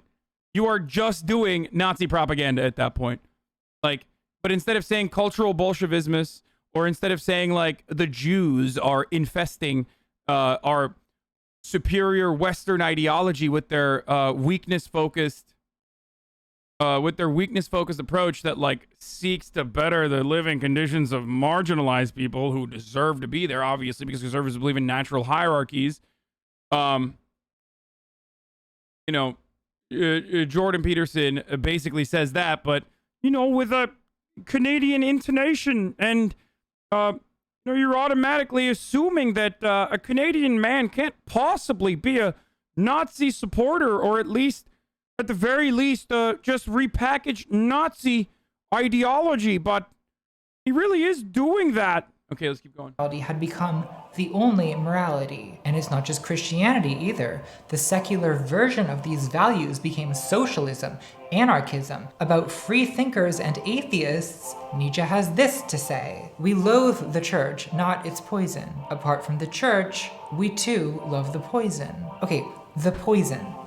What is the poison? Well, Friedrich thinks that resentment poisons the mind and turns humans against our own natural instincts. Not just against aggression, but against sexuality, against ambition, against power, against life itself. And there's two possible outcomes of this. One is that resentment becomes a political movement, the conspiracy of those who suffer, the tyranny of the herd, the revolution that eats itself. Only we are good and just, is what they say, as though health, success, strength, pride, and the feeling of power were in themselves depravities for which penance, bitter penance, will one day be exacted. Among them we find plenty of vengeance seekers disguised as judges, with the word justice continually in their mouth like poisonous spittle.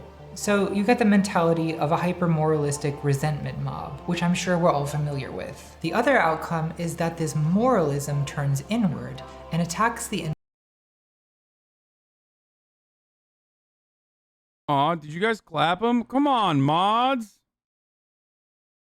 Where is it? You are the definition of a hypocrite and I hate you. There was someone crying in the chat. Aw, man. Some fucking 14-year-old was like literally crying. They were so sad. He said, "You're a rich narcissist that lives off the echo chamber that is your chat. You're a living definition of a hypocrite. I bet you don't even donate to the homeless or the sick. I hate you."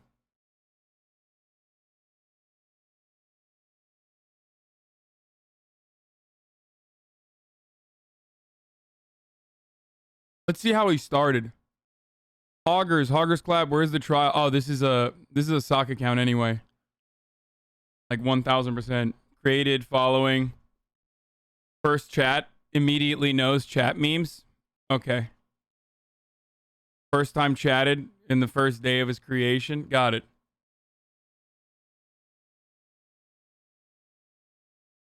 How come you see all these people insulting you while you're not even looking, but I miss you. You miss all my amazing takes. I don't know. Individual conscience producing. You know what is internalized self-reprimanding, dude?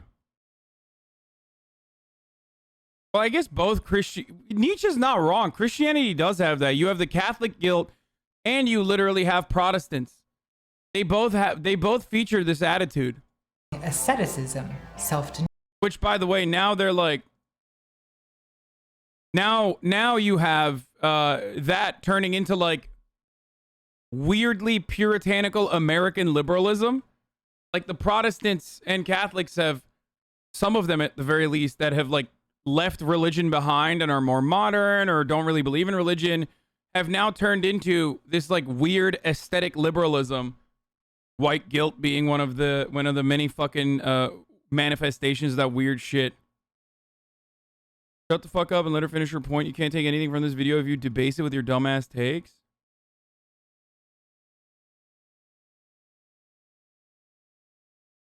Okay.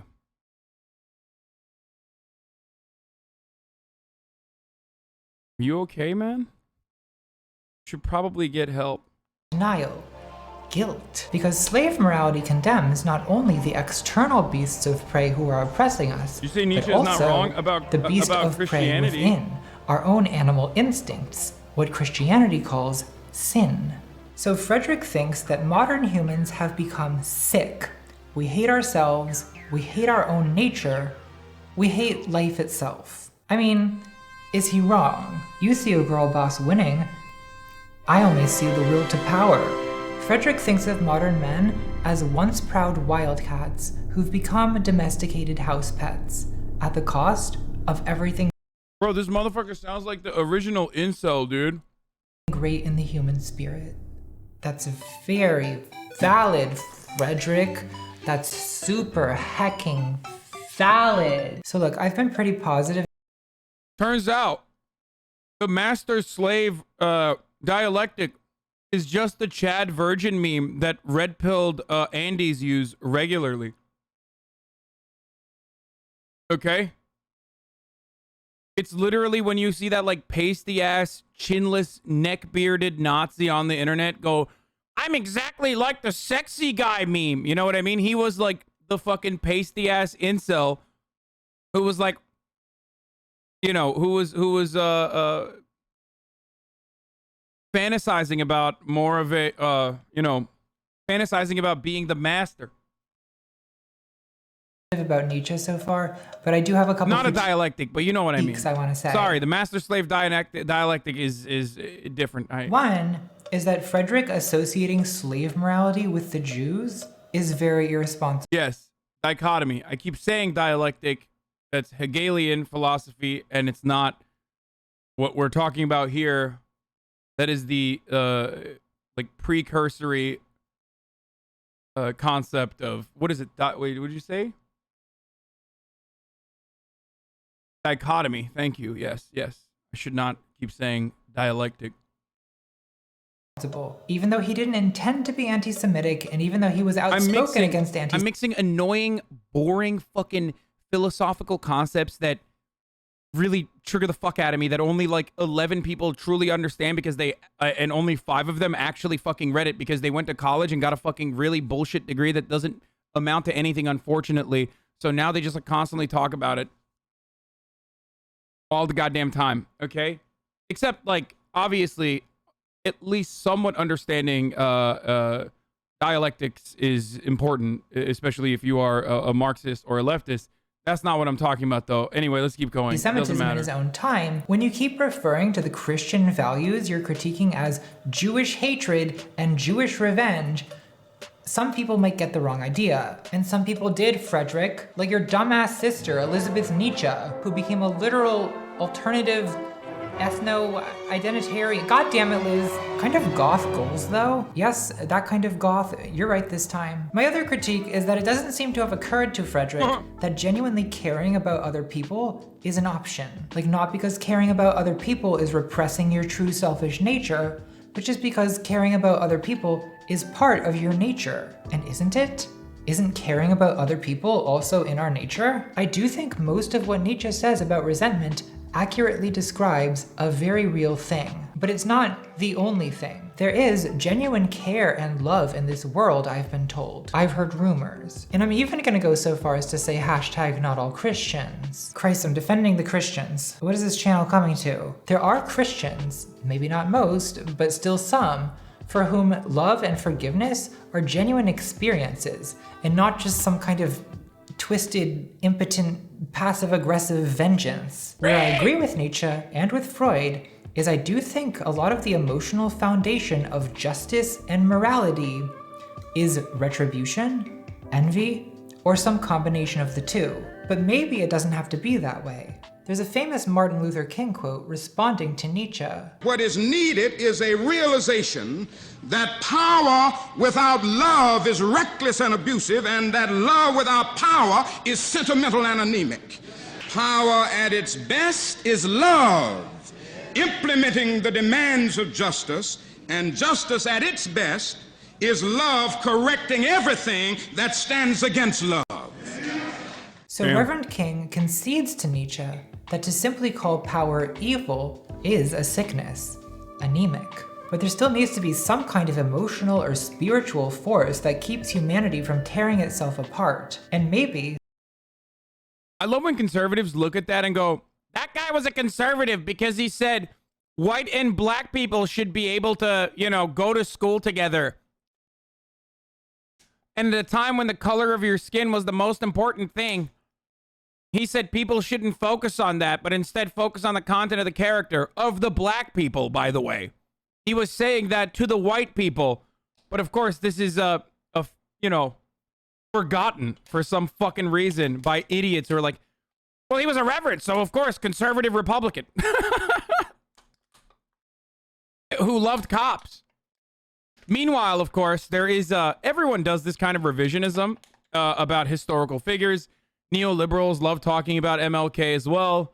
You know, people that fucking call me a tanky would unironically call him a tanky for some of the things that he has said about Ho Chi Minh, for example.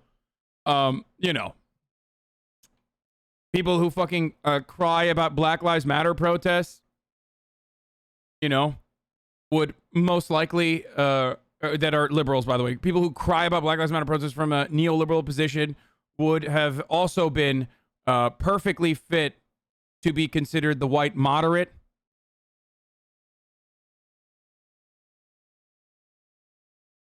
You know, that's actually really funny. Conservatives love that, modern conservatives love to talk about how MLK was a conservative. Their favorite book was written by Orwell, who was, of course, a democratic socialist, social democrat, whatever you want to fuck call him. But, you know, he was definitely not a conservative. Maybe he was anti-USSR, but certainly not a fucking, certainly not a conservative. Definitely definitely a socialist. And also, oh fuck, what was the last thing I was gonna say? Austin, why are you calling me? I'm in the middle of making a point. You fucked me up. God damn it.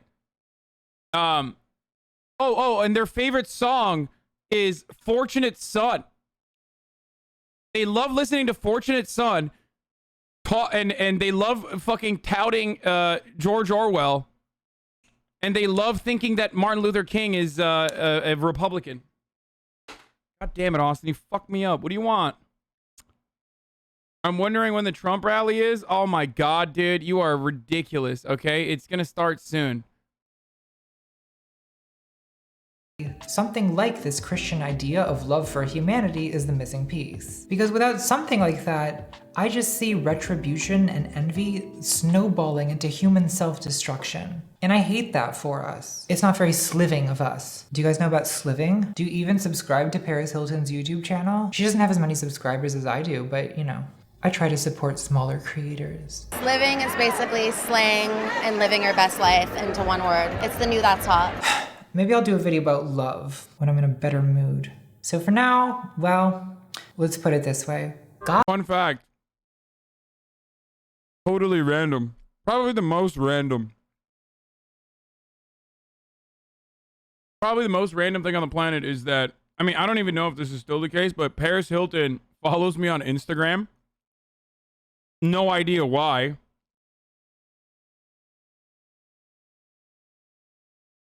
Even though we have met in the past and hung out at some fucking charity thing I went to.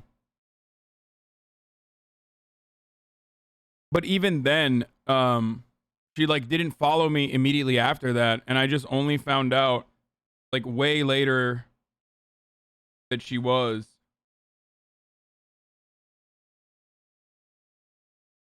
Oh, she still does follow me. Holy shit, she's got 15 million followers. That's crazy.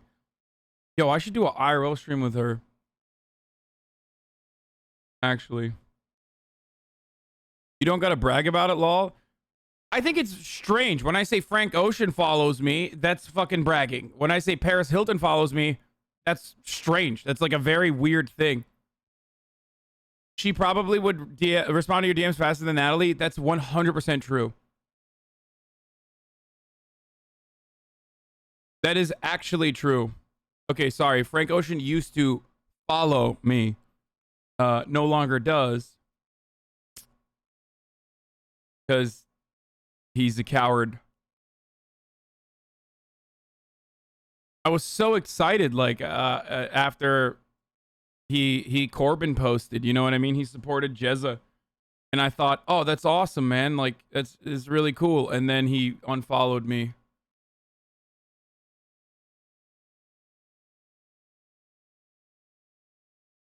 God is dead, and we have killed him, Mia. Sliving. How do you feel about the Turkish Twitch streamer Kaya Orson said about you? He said that you were a capitalist grifter after you purchased your $3 million house. Yes, indeed. I could not believe it. Who the fuck is Kaya Orson? Bitch, you know how many fucking American people are up my asshole right now? You think I give a fuck about some random Turkish motherfucker? Oh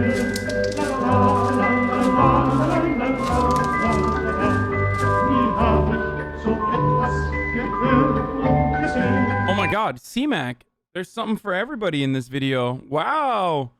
Where's C-Mac? Oh, he's in the chat. Okay, good. There you go, C-Mac. Okay, I'm moisturized, I'm primed, I've proven my academic credentials. Now it's time to do my makeup. That's right, children.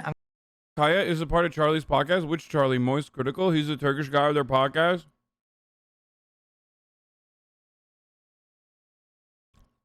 Amına koyayım onun ben. Tamam mı? Aw, why'd you ban the guy who said, how are you gonna buy a $3 million house and represent the working class, bro? Come on, I wanted to address it.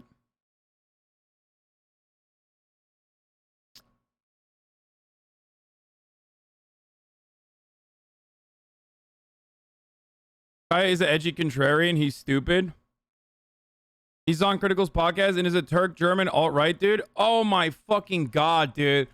The most pathetic fucking cuck. Wait, really? Let me look at this motherfucker's background now. Is he friends with Charlie?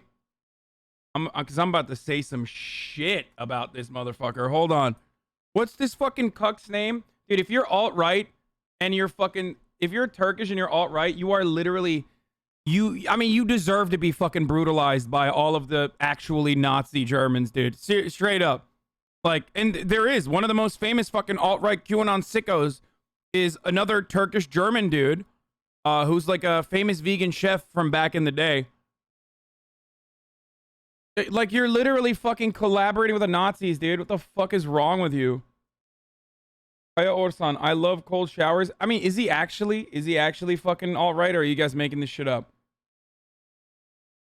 All he does is like post about his fucking cats and shit. I feel like you're making stuff up. No, don't give him attention. God, what a fucking pathetic loser, dude. Holy shit, Hassan, you really need to look at shit before you say shit? Why are you guys telling me he's fucking alt-right then? Well, I mean, if he actually did talk shit about like, oh, he's a capitalist grifter, here's what I gotta say to him, okay? Are you ready for this? Yarrağımı var ya, direkt olarak yiyorsun kardeş. Nasıl? İyi mi? Güzel mi? Tadı nasıl? Anlatırsın, annene de anlatırsın. Biliyor zaten gerçi. Böyle. Ah, al bir de. Bunu da al. Amcık ağızlı pezevenk. Kapitalist diyor. Geri zekalı. Doğru diyorsun aslında. Doğru. Bırakmam lazım bu işleri. Salak. Amerikalılar sana daha çok saygı duyarlar böyle. Köpek gibi emersen onları, tamam mı? Köpeğin olayım. Amerikalıların köpeği olayım. Belki o zaman severler beni. Geri zekalı. Kendimi Amerikalı gibi hissedeceğim. Eğer Amerikalılar gibi eci şakalar yaparsam Amerikalı gibi hissederim kendimi.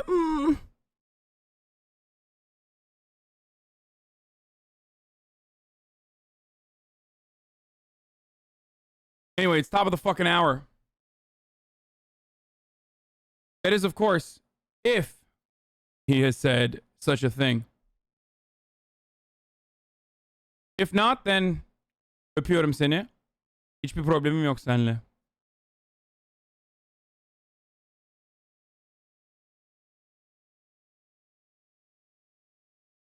Anne ayıp oldu abi. Siktir lan. Anyway. I hope he didn't attack his looks. What? No, I just said he should take my dick out of his mouth and ask his mother how my dick tastes because she also knows. And then I called him a dog for the Americans by making edgy jokes. Of course, this is if he literally is, talking shit. And then I did the classic fucking Turkish, like, fuck you. And it was a really good red and really loud slap in the end of that, which means it's like a big fuck you. Anyway. He retweeted Tim Pool and complained about cancel culture. Pretty sure he's all right. Okay, dude, that doesn't mean he's all right, dude. What the fuck? You guys are so stupid, dude. Anyway. Yeah, the Turkish alt-right dude's name is Attila Hildeman.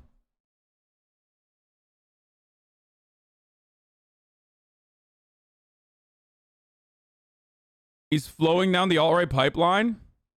That was a year ago. Kaya is observing right-wing media flowing down the pipeline is evident due to some transphobic remarks in the past. And now he's going full retard in the latest episode, saying the United States is doing fine, disease is a hoax, but simultaneously condemning the Black Lives Matter movement, increasing infection, pretty much echoing the people he follows. Ian Miles Chong. Oh, Jesus Christ, dude. Dude, I look, man, I have no fucking... I'm extra harsh on Turkish motherfuckers who like do this sort of stuff because you're an immigrant, you know what I mean? Like, you should know better.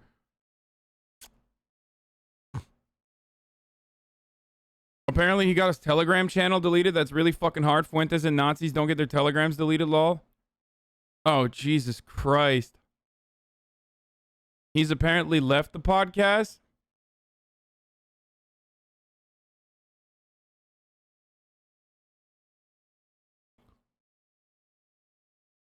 Why are second and third gen immigrants so reactionary? It's desperation to appeal to the... It's a desperation to appeal to the sensibilities of like the in-group. And oftentimes the in-group is like very fucking conservative and very reactionary. So people will literally just like do everything they can to be the pick me Turk. You know what I mean? Kaya also lives in Germany. Wait, really? They want to be so desperately like a part of the fucking oppressors that they will do everything they can. What's a big Turkish, an Uncle Alican, if you will. You know what I mean?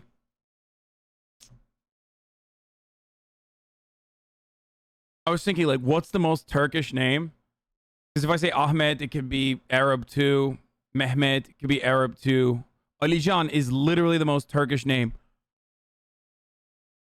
It's out of white appeasement, yeah. I'm going full Bailey Sarian. I'm going full suspicious. So I guess I should say something about the political implications of all this, since I guess this channel is about politics. Sometimes I have to read my own Wikipedia article to remember what I'm doing with my life. So this morality of resentment, of impotence, and Mustafa and Kemal. Well, not Kemal, because Kamal, but Mustafa is very Turkish. Mustafa, Arabic too. Revenge judges that power is evil. I don't use foundation, I just use concealer. I know that's like not how you're supposed to do makeup, but I don't need to be good at makeup, okay? I have 1 million subscribers on YouTube.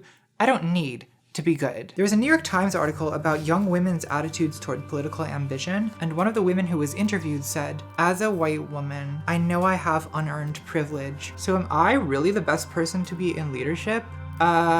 Yes. Yes, you are, because we need leaders like you who are capable of questioning the legitimacy of their own authority. Otherwise, we're just gonna be stuck with another blonde beast of prey. And of course, it's good to be aware of your privilege, especially as a leader, but let's not be so self-effacing that we efface ourselves off the face of the earth. This is the self-sabotage of resentment values. If you think power is evil, then you've given— Oh my god, I fucking forgot to run the goddamn ad. Fuck!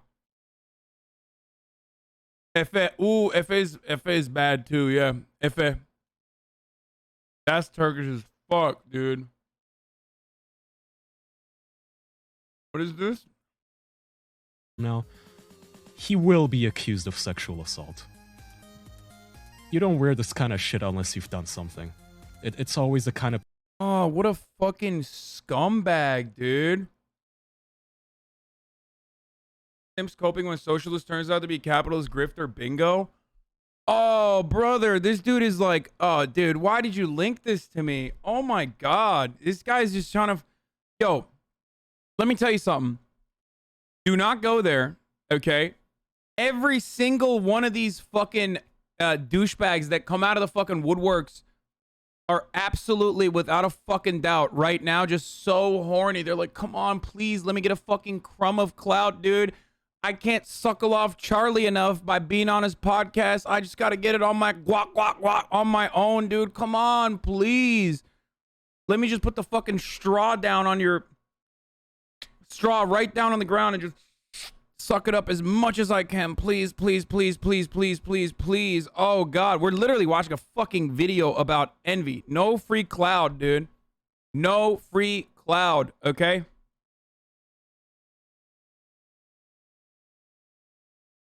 Fucking douchebag.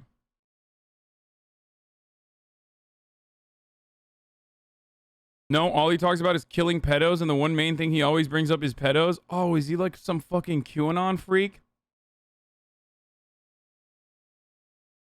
Oh. Given up on the ambition to acquire any power, which virtually guarantees your political irrelevance, since, like MLK said, you have to at least have some power to implement the demands of justice. Remember what incels call taking the black pill, this conviction that the reason you don't have a girlfriend is just that you're genetically undesirable. A lot of people that are like constantly talking about pedophilia are, you know, very weird.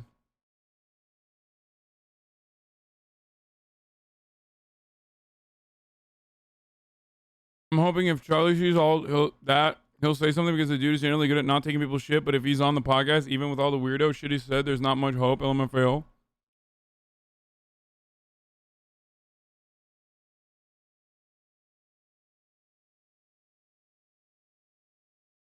There's a lot of projection in the pedophile hunter community. Desirable. There's nothing you can do to change it, and I guess women are just too shallow to be attracted to all the amazing hatred and spite that festers in your heart. For a lot Oh of my god, I literally forgot to run the ad again. Are you fucking kidding me? Okay, I'm running it. Black-pilled incels, it seems like there's only one thing left in life that they enjoy, which is simply the pleasure of complaining, of moaning in pain. It reminds me of a comment from Dostoevsky's second most horrible protagonist. Even in toothache, there is enjoyment. In that case, of course, people are not spiteful in silence, but moan. But they are not candid moans, they are malignant moans, and the malignancy is the whole point. The moan is a protest against the meaninglessness of pain, and part of the satisfaction of moaning is inflicting your pain on other people. This kind of malignant moaning, it's kind of the opposite of music, because a lot of music, like blues, is benevolent moaning that transforms pain into pleasure. I mean, that's what blues is all about. My woman don't love me no more, but I know her sister will, you know? Optimism. I think a lot of incel discourse is really just malignant moaning, right? It's not an attempt to diagnose or solve any problem. It's just a contagious expression of misery, a moan of pain that masquerades as a political agenda. Sexual Marxism, they call it. The redistribution of sex, state-mandated GFs. That's very valid. Of course, they don't actually expect any of this to happen. That's not the point. So incels are kind of a universal punching bag online. It's very easy to point and laugh at them. But what's harder is to look in the mirror and notice how these exact same tendencies are rampant in our own communities. So the incel black pill is just one instance of what I call an ideology of resentment, a discourse that outwardly appears like moral or political critique, but which on examination is mainly just a resentful moan. The goal of resentment politics is not to improve conditions. In fact, the resentful person is full of contempt for any morally compromised sellouts who are attempting to enact plausible reforms. They don't want victory. They don't want— Not defending Kai because I think he's weird, but I listen to the podcast regularly. I think he's kind of like the heel in the show. He always says the weirdest, dumbest shit is funny. Can't imagine the show without him. Okay, well. That fucking motherfucker's out here being like, this dude is a sexual assaulter about me. Like, he's just fucking making shit up. It's perhaps one of the most pathetic, it's like he retweets Tim Pool and stuff, which is one thing. But saying shit like that, dude, that is literally just the most like psychotic, pathetic, incel, reactionary slander shit that you could fucking say. You called him a pedo? Yeah, only after he said that, you know, I'm gonna be fucking outed as a sexual assaulter or some shit.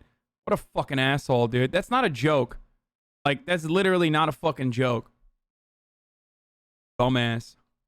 I'm literally giving him attention. I'm giving this fucking pathetic loser fucking dweeb pick-me-ass Turk running around fucking crying about it. I wonder why he got his Telegram banned. I would like to find more about that, to be honest with you. I wonder how you get banned off Telegram, dude. Holy shit.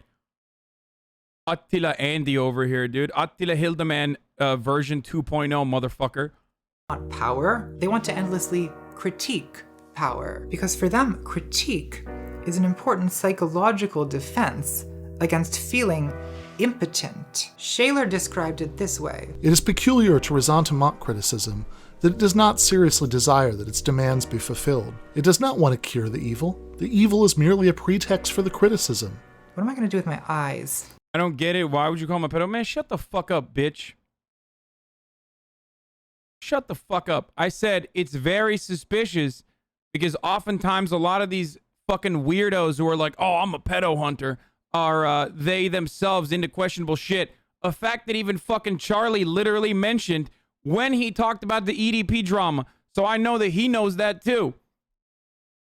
I think a pink kind of look. We've been doing a lot of pink looks. I love that hay fever look. As a general rule, the more radical a political community claims to be, the more likely it is to be a community of resentment. Self-styled radicals will tell you, superficial surface reforms do not interest us. The problem must be critiqued at its root. And then the root turns out to be this universal, all-encompassing evil, right? Society itself, the system, the machine. A resentment ideologue always imagines himself to be engaged in a kind of satanic revolt against an omnipotent, omnipresent enemy. Okay, I just need to do makeup for a second. It's harder than it looks to be a makeup vlogger. Like, it's hard to talk while doing this. And nothing short of total revolution counts as any sort of victory whatsoever. We have to dismantle the entire system. Burn it all down. I guess it's pedestrian to point out that this is the revolutionary utopian equivalent of Christians awaiting the last judgment. Our kingdom is coming, comrades. Often the appeal of utopian ideology is similar to religion. It's not about healthcare, higher wages, relief from police violence. Those are actual goals that could be demanded, worked for, and achieved. Utopian ideology instead promises relief from some general malaise, alienation. And so ironically, it can have the same opiate effect that Marx ascribes to religion. But release from the general anguish of human existence is not a political goal. There's been many revolutions in the last few centuries, and so far, 0 utopias. Resentment, envy, and hunger, for that matter, are not satiated by the downfall of the old regime. When the people have no bread, they eat the rich. And when the rich are gone, they eat each other. And because of the proximity effect, envy may actually increase after the revolution. You may actually be more envious of a favored comrade, a successful citoyen, oui, a kulak, than you ever were of the aristocrats. So envy turns paranoid and imaginative in revolutionary moments. It gets sublimated into morality, and the accusations start flying. That citizen is conspiring against the revolution. That peasant is hoarding grain. So the guillotine starts slicing thousands of heads off, the gulags fill up, or an authoritarian strong... Okay, this is like super fucking... I don't even know why...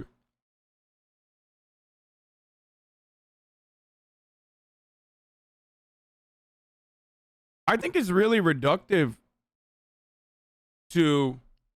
And unironically, like, anti-materialist to reduce, like, people dry snitching on one another and all this other stuff post-revolution, and reduce it to just simply envy.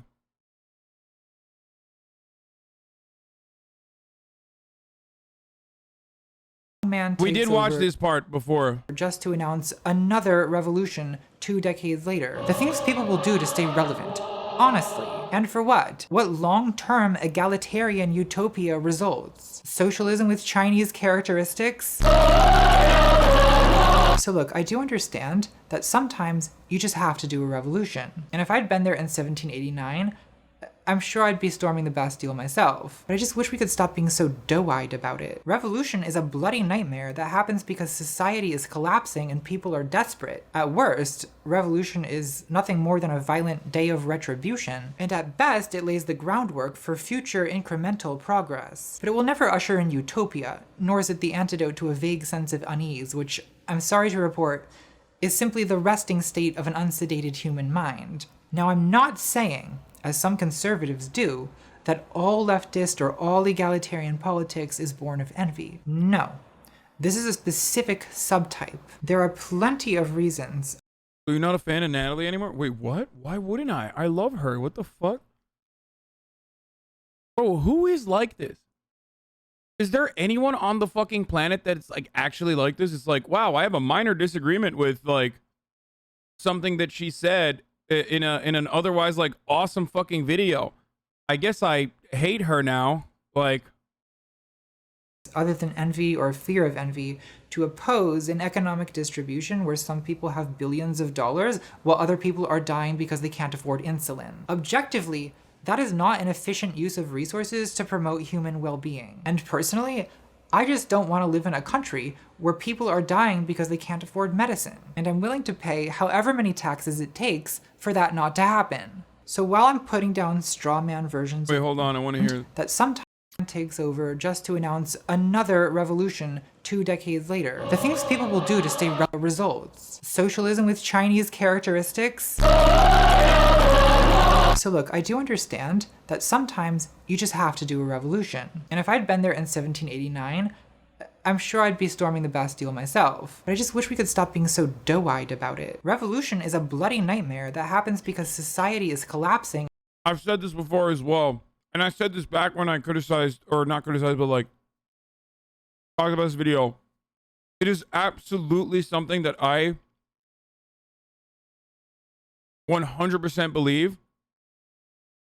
And that is that there are people who abso-fucking-lutely fantasize and mythologize about a revolution without even remotely considering the current material conditions and the inability to have that with like 100 years of a fucking welfare state that has continued to extend the lifeline of the capitalist organization of the economy, the capitalist state, in a way that even Marx had not been able to foresee. And not only that, but also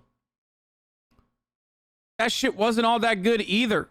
Okay? It just wasn't. It was better than before, but there were also a lot of problems. And the people who mythologize it and fantasize about it in a similar capacity are no different than Cenk. I think I debated him on this, actually. I literally brought this up to him when he was talking about, from a social, democratic, capitalist, liberal standpoint, Cenk loves, of course, without the racial inequality and, you know, civil liberties, without all of the bad parts of that, loves the 60s. Like, he thinks that America should go back to that. That if we were to have strong antitrust laws that we actually use, if we fucking increase the highest, the tax burden on the highest earners, we would be able to have this, you know, perfect utopian capitalist society.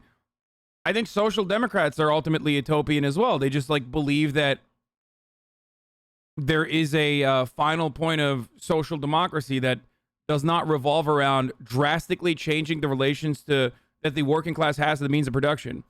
But Cenk is wrong.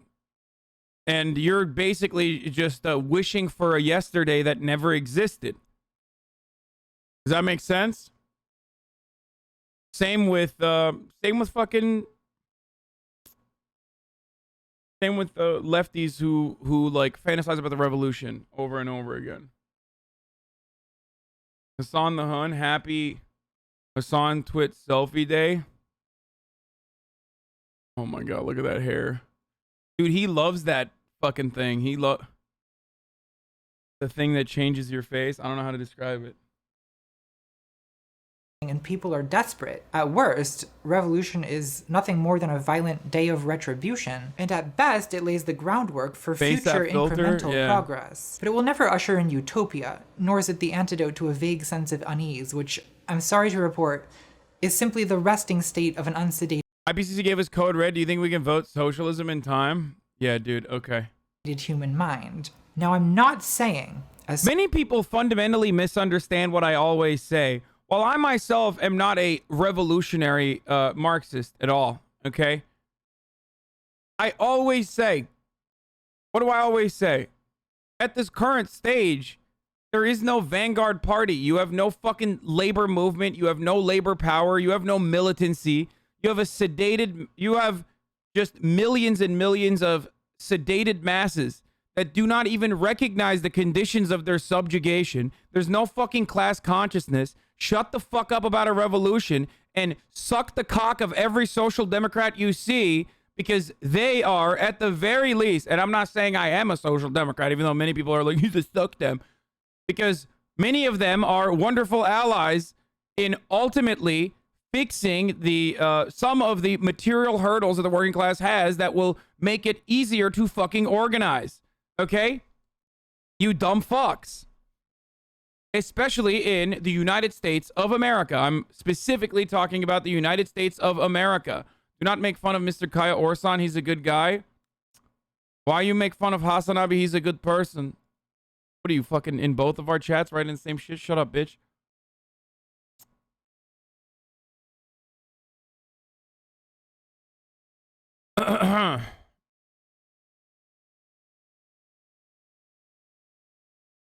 Anyway. Revolution would be far too risky. There's no risk. It's not risky at all. You want to know why it's not risky at all? Because it's never going to fucking happen. I mean, that's why, like, look, if there are, you know, Maoist people in the third world and developing nations, then that's one thing. Okay? That's like, there is more organizational motivation. Their material conditions reflect a similar circumstance that could be where such an organization could occur. But like when we're talking about fucking Iowa and you're like, I'm a Maoist, like, shut the fuck up, bitch. No, you're not. Shut up. Shut the fuck up. Shut up. You are a part of the labor aristocracy. Okay. You absolutely benefit from comstering and dumpstering the rest of the fucking world. There's nothing you can do. You will never be able to fundamentally change that. Okay. And you should probably shut the fuck up and, you know, urge people further left as best as you can as you build some sort of fucking labor organizing movement and labor momentum at a time when there's a lot of economic volatility that you should be taking advantage of. Okay? Stop fucking crying about me having a house on Twitter. You're not winning anybody over when you do that. Suck my dick. Anyway.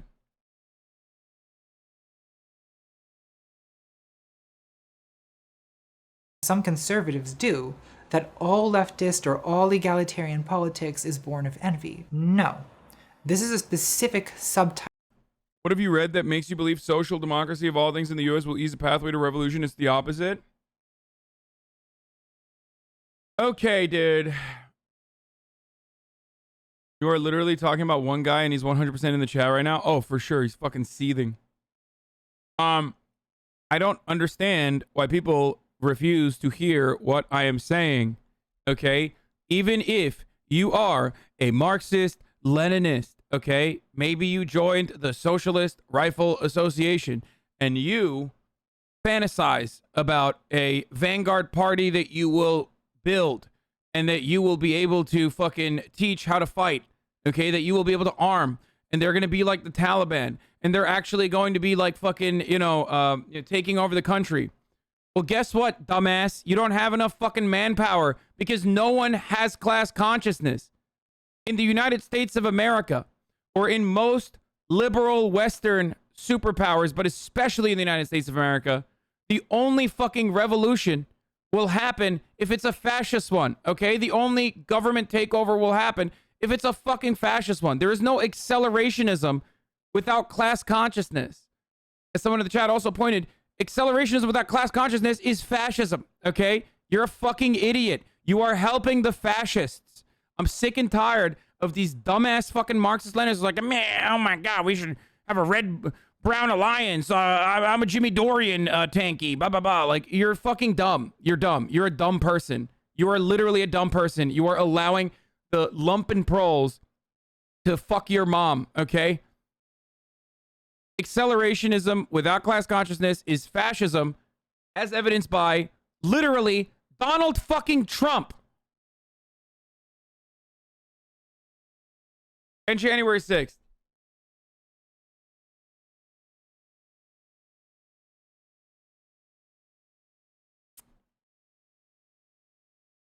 There's a disconnect between what you're saying and what Natalie is. She's shitting on China, USSR, and the global South's past and future revolutions. I agree with you, but you're making it seem like it's what Natalie's saying. I don't know. No, I'm just talking out of my ass now. Literally, we just saw on January 6th that fascist revolution is clearly more possible. Yes, because fascists can organize with ease, and they are not a threat to the hierarchy, to the pre-existing hierarchy. They are oftentimes brainwashed by billionaire-backed media companies, okay? They're small business owners. They have a disposable income to be able to fucking fly to DC. They have all the guns. They have a lot of guns. So many fucking guns, okay? Just because they love eating hot dogs and burgers and probably are going to die to heart disease doesn't change the reality that there's a lot of them. And their worldview is normalized by the media. Look at how fucking insanely reactionary the media gets when it comes to scaling back on our imperial efforts. Holy fucking shit. So if you don't fucking use every opportunity you can to instill class consciousness and fight back against the capitalist dogma that is completely fucking just bruised and broken into the fucking brains of every single American, then you're an idiot, okay? What is Bad Empanada saying in here? He's fucking, what is he, throwing up his own goddamn... Oh, he's talking about industrial society and its futures, its consequences. Marx-Leninists aren't advocating for accelerationism, though. We're just saying social democracy as a goal isn't a viable pathway to revolution. Instilling class consciousness obviously is more important. Yeah, but Bernie Sanders ran on a social democratic platform. And guess what? That is the first time in American history since the 20s and fucking 30s that we have actually seen a robust left-leaning and leftist movement. Okay? So shut the fuck up.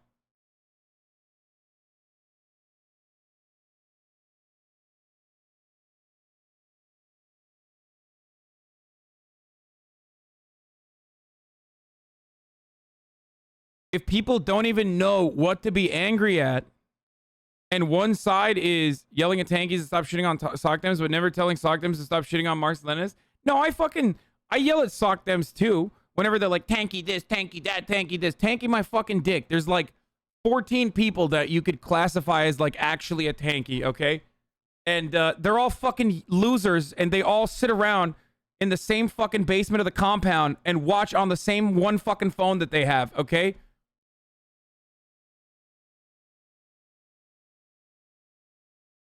Anyway.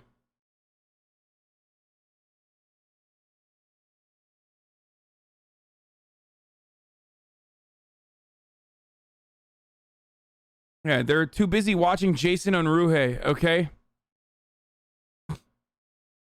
Type. There are plenty of reasons, other than envy or fear of envy, to oppose an economic distribution where some people have billions of dollars while other people are dying because they can't afford insulin. Objectively, that is not an efficient use of resources to promote human well-being. And personally, I just don't want to live in a country where people are dying because they can't afford medicine. And I'm willing to pay however many taxes it takes for that not to happen. So while I'm putting down straw man versions of my argument, I'm also not saying, oh, let's just stop being envious. No, that's impossible. I think envy is like libido. It's a basic force of human nature that's more or less unstoppable. But with the right leadership, I think that envy can potentially be sublimated or redirected into something more constructive. Because raw envy, is a very bad basis for egalitarian politics. It often targets the wrong people, like millionaires instead of billionaires, and eventually it turns the revolution against itself, and you get the circular firing squad, the self-cannibalism. The problem I see on the left today is that without any genuine political outlet, resentment mostly manifests as morality. Morality itself being a way to vent envious aggression and vindictiveness. On the left, we claim to be so impersonal, right? We're all about structural analysis, the material conditions, systems of power, intersectional identity hierarchies. Yeah, well, fucking everyone except for even members of the PSL, apparently, that behave a lot like anarchists, which I have a lot of respect for. Again, forefront of the fucking mutual aid stuff and forefront of activism for the most part. But, you know, horrible on Twitter. Just like, I can't. Please stop talking on Twitter. And it was very shocking to see so many PSL members, like, actively behave in that exact same way, where it's like, fuck you, dude. You fucking fuck. You fucking, you have no ideology. You're a grifter.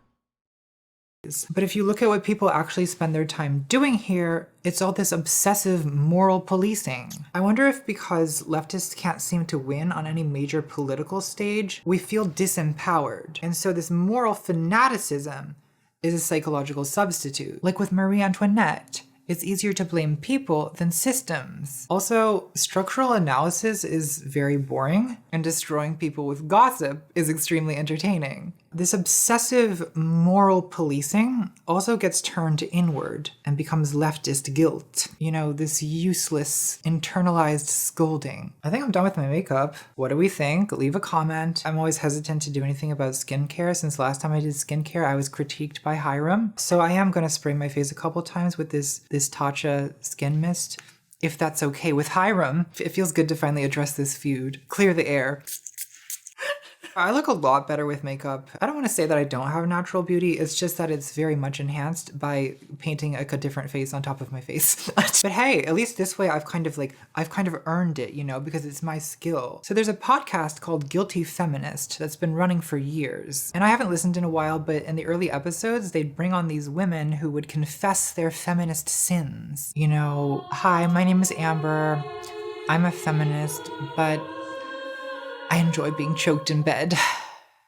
It's hard being a woman. Not only are you being choked, you also feel guilty about it. The same moral hand-wringing happens with body positivity. When you make loving your body into a moral imperative, not only are you still going to hate your body, but now you're also going to feel guilty about hating your body because it makes you a bad feminist. So there was one problem, and now there's two problems. Thanks, morality. That's very helpful. Now I want to take a moment to acknowledge that a lot of conservatives have made some version of the argument I'm making in this video. For example, Jordan Peterson and Camille Paglia have argued that academic postmodernists are motivated by resentment. The argument is that deconstructionist literary theory is a kind of envious vengeance against the beauty and virtuosity of canonical great art. And yeah, there's probably some truth to that. A lot of academics are failed artists, but I was even more manqué than that. I've noticed that working class, non-academic socialists do tend to be more productive and more self-advancing, involved in unionizing or organizing. Whereas,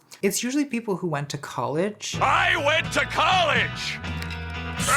Presumably because they had middle-class ambitions at some point, but whose middle-class ambitions have failed, who become the great critiquers of capital. I mean, I can tell you from experience that when I was eating Chef Boyardee over my master's degree, that's when I was most likely to say things like, according to Antonio Gramsci, in the logic of late-stage capitalism, the culturally hegemonic neoliberal ideology manufactures the consent of the subaltern. So point taken, but some conservatives take this argument way too far and try to argue that the entire left is nothing but a coalition of resentment. Like there's a video on YouTube of the philosophy professor Stephen Hicks doing a version of the postmodernism is resentment argument, and in the comments section there's a bunch of people saying, this describes Black lives. Most actual leftist organizations are focused on building class consciousness, at least in my experience, kind of like how people organizing unions aren't trying to strike tomorrow. Yeah. It is kind of odd that like most fucking labor union organizers don't hate me, but a lot of fucking apparently PSL Twitter accounts do, even though they do organize well too, for as far as I've seen. and anarchists. Other than like anarchists and famous PSL Twitter people, most labor organizers like me a lot. I don't know why.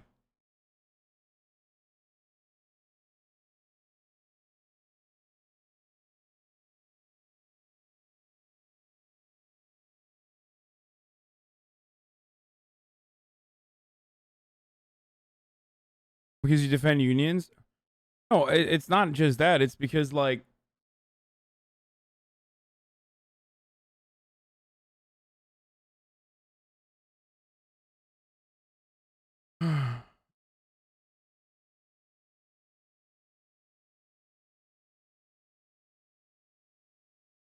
you ever laugh? No, I never laugh. What is this? Oh, shit. Jesse Jackson has COVID. That sucks. It's not good. He's very old, dude. And his wife, too.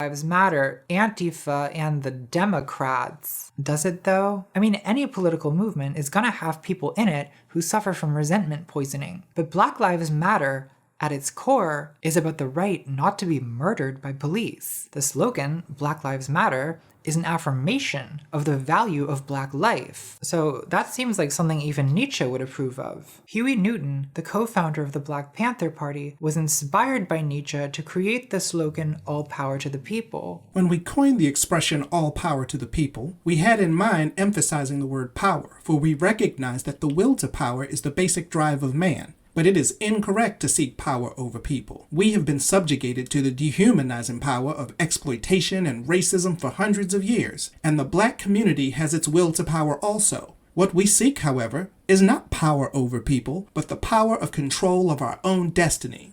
That, to me, is a role model for how to do identity politics without centering resentment. It's instead an affirmation of self-determination and self-respect. Like Nietzsche would say, it's saying yes to yourself. Whereas if your whole political project is defined in the negative, then you're allowing yourself to be defined by your enemies. I find feminism is prone to this, where even, and in fact especially, the most radical feminists... Shall we call Huey a tanky? Of course they would, dude. I mean... what do you call it? Fred Hampton was a Maoist, so... Yes, the Black Panthers were, a lot of Black Panthers were literal fucking Maoists, dude.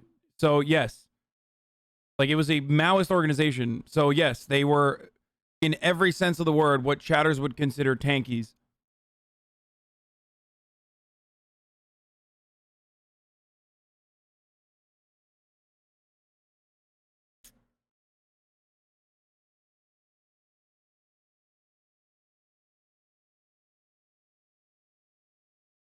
All power to the people is literally DOTP. It's literally Jush's self-reliance. They were more inspired by DPRK than Mao. Oh my god, dude. What the fuck are you talking about, dude? What is that?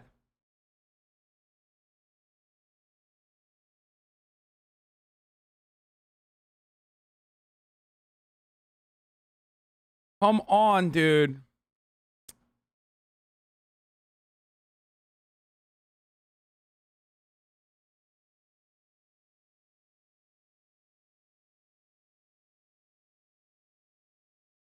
Smartest Jusha stan. It's just like, I don't get it. I will never understand it. I don't know how you can be like,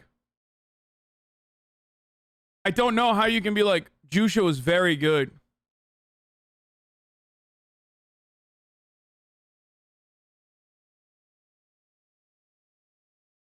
Cannot seem to escape this resentful consciousness of being the second sex and defining themselves against men. Earlier I mentioned Andrea Dworkin in a positive way. She's the most radical of radical feminists, and my first impulse is actually to defend her because she's very widely hated, and most of the people who hate her hate a caricature. Like in that Stephen Hicks video, Hicks summarizes Dworkin as calling all heterosexual males rapists. Literally in the preface to her most famous book, Dworkin says, "If one's sexual experience has always and without exception been based on dominance, how could one understand that this book does not say that all men are rapists or that all intercourse is rape?" Listen, Hicks, I get that you're a full professor and I'm just a makeup vlogger, but my gut feeling on this one is, before criticizing a book, maybe read the book. Just a thought. Get it together, prof. You're being owned online by a makeup vlogger. I mean, there's no shame in that. It happens to me all the time. That being said, I do think that Hicks is coincidentally correct that Dworkin is a theorist of resentment. What Dworkin does say in this resentful feminists book is arguably even more bleak than what is falsely attributed to her. The book is called Intercourse. She wrote a book called Intercourse. Imagine writing a book called Intercourse. I can actually easily imagine that. Never mind. So this is an argument about the meaning of sex. Penetration, to be specific. Dworkin argues that penetration expresses domination, invasion, occupation, possession, contempt, degradation. So it's against the Freudian male castration anxiety interpretation. What where the it's, fuck? You know, fear of being devoured by the woman. Imagine being afraid of that. Imagine being afraid of that. I'm gonna get a facelift someday, and I'm gonna look like this. I'm perfect. I certainly don't agree with everything she says, but isn't Dworkin closer to the truth here? Closer than Freud, anyway. You know, think about what men typically say to women during the act. Do they say, "Help, I'm being devoured"? Never heard that one. Have you? No, usually it's more along the lines of, "You like that, don't you? You little..." etc. And of course, you can eroticize being subjugated and degraded and enjoy it. And I think Dworkin would argue that most women... Okay, never mind. I guess it's the energy behind the quote. Like, I automatically ascribed negative values to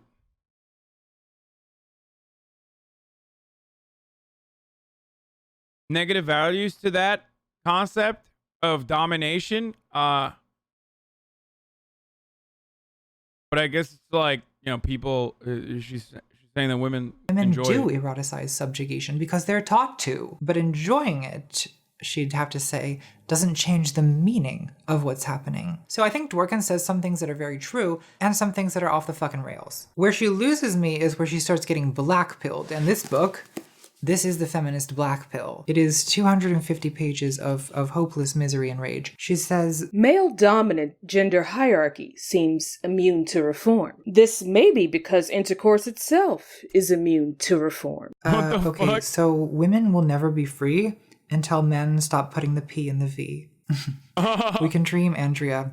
We can dream. Like most ideology of resentment, this book is totally dismissive of any plausible reforms that might actually improve the situation of women, instead preferring to wallow in the endless violence, filth, and abjection of it all. I also think it's symptomatic that Dworkin identifies as a lesbian, but in that second wave political way. Quoting from the foreword, to Dworkin, it was a badge of rebellion against the patriarchy. Wait. I wonder if is she a TERF?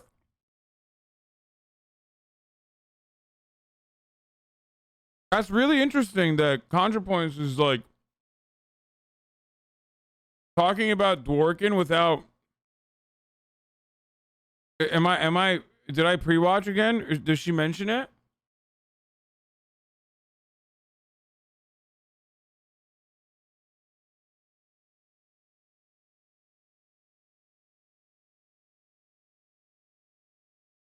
Oh, she was a trans ally. Oh, never mind. That's nice as hell. Never mind. The reason why I made that assumption is not because, like, you know, British lesbians are always TERFs for some fucking weird reason, even though she's not British. But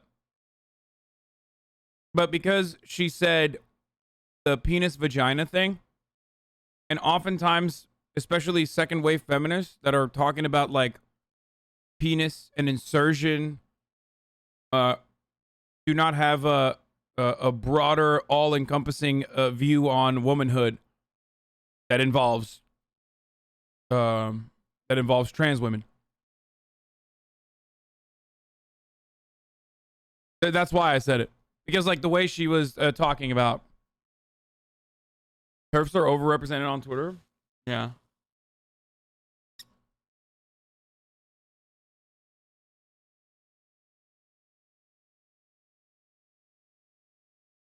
Not T-phobic, just a femcel. Yeah, she does. She do be sounding like a femcel. Are you aware of political lesbianism? No, I have no idea what that like means, by the way. She's literally not even a lesbian in the terms of what we understand of being lesbian as. She uses it as a political term to disengage herself from men. Wait, what?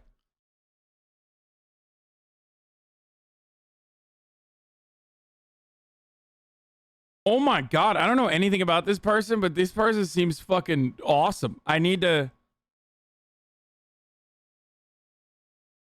Wait, did Natalie just say that in the video? In 30 plus years of knowing her, I've never heard of a single romance with a woman, not one. This is not surprising to me from the author of a 250-page book about sex that not once pauses to even imagine the possibility of intimacy between women. Because it's not a lesbianism that's about saying yes to women. It's a lesbianism that's about saying no to men. You know, people think that lesbians are the biggest man-haters. You're so straight, how have you never heard of political lesbianism?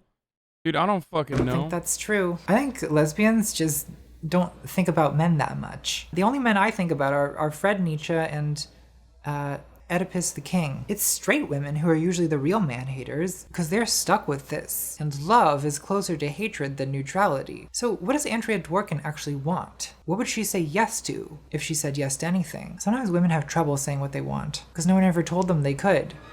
Romance. That's what Joan Didion said is the real desire of the women's movement. Joan Didion, of course, being not like other girls. Dworkin offers occasional glimpses of a positive desire. Despite all efforts to socialize women to want intercourse, women still want a more diffuse and tender sensuality that involves the whole body in a polymorphous tenderness. That does sound nice. I'm so... Wouldn't political lesbianism be queer baiting? Fucking got him. Oh, Andrea Dworkin canceled, bro. Let's go.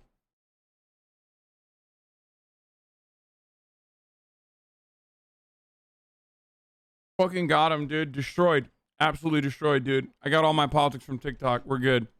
I think it's a bit bold to speak for all women, though. Like, there are definitely women out there who, they don't make love. Anastasia, they hard. I'm really sleepy, and this bed right behind me just looks so nice. Get in here right now. What if I just go to sleep? And then wake up and then just record the rest of the video when I wake up. I don't want to do it now. I'll get Pikachu, that'll make this easier. Isn't it better for me to have a friend? Pikachu is the most adorable Pokemon. Why? Because he's the yellowest. Name one thing more yellow than Pikachu. You can't name anything. You can't think of anything. So if diffuse and tender sensuality is what you want, then just say that. Is that what you want, Pikachu? I bet it is. And Dworkin did get married to a gay man. So I guess she found what she wanted. Lucky. Envying Andrea Dworkin. Is that really what we've sunk to around here? You know, I've been noticing the poison creeping into my mind lately. I know this isn't very original, but I had a bad year. You know, I fell in love with my best friend like a gay idiot, got my heart comprehensively broken, and then COVID hit and gave me a year of solitude to spiral deeper into a hell of my own making. You know, I stopped saying yes to life, and I started saying yes to chasing the dragon, by which I mean playing Spyro the Dragon. One of the... Yeah, that's kind of wild. I had no idea. That's wild. Probably a great game, though. A great video game that we're talking about. I've never played it. She's not talking about video games. She's talking about heroin.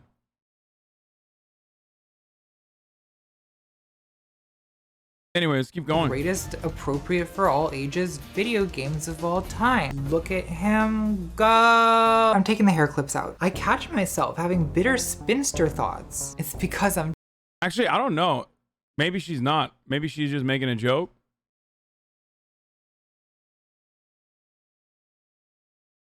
Because I don't know.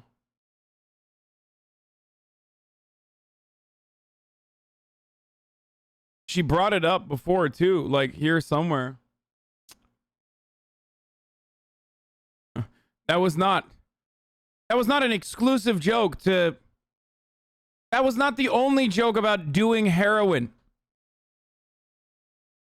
For the record, in the entire video, there's a bunch of other chasing the brown tiger. Yes, exactly. Maybe she actually likes games unlike you. Yeah, she probably meant like you know, Tekken. When she said chasing the brown tiger, that's probably what she was fucking saying.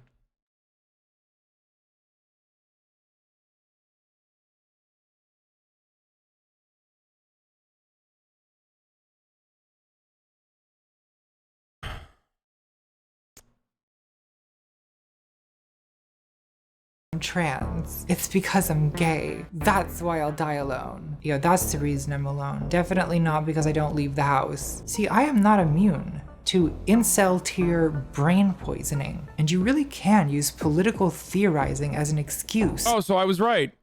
My sweet Grams, 2020 really got the best of me. Starting in a bad place. Quarantine locked me there. Feels like I lost a whole year. First emotional permafrost, and then to being a goddamn junkie, literally opium. Not very smart, I know, but it's hard to do the things that mutes all pain. Amazing, we aren't addicts. Nearly 5 weeks I've been off it, feeling like to be here alive, very sober and soberish and ready to try again. Anyway, I know sequins are traditional, but I'm not in a good mood. I look like a vampire goth lurking in a princess bedroom. Maybe comment on that. What's up, chat? I mean, I'm happy for her that she's no longer in that space.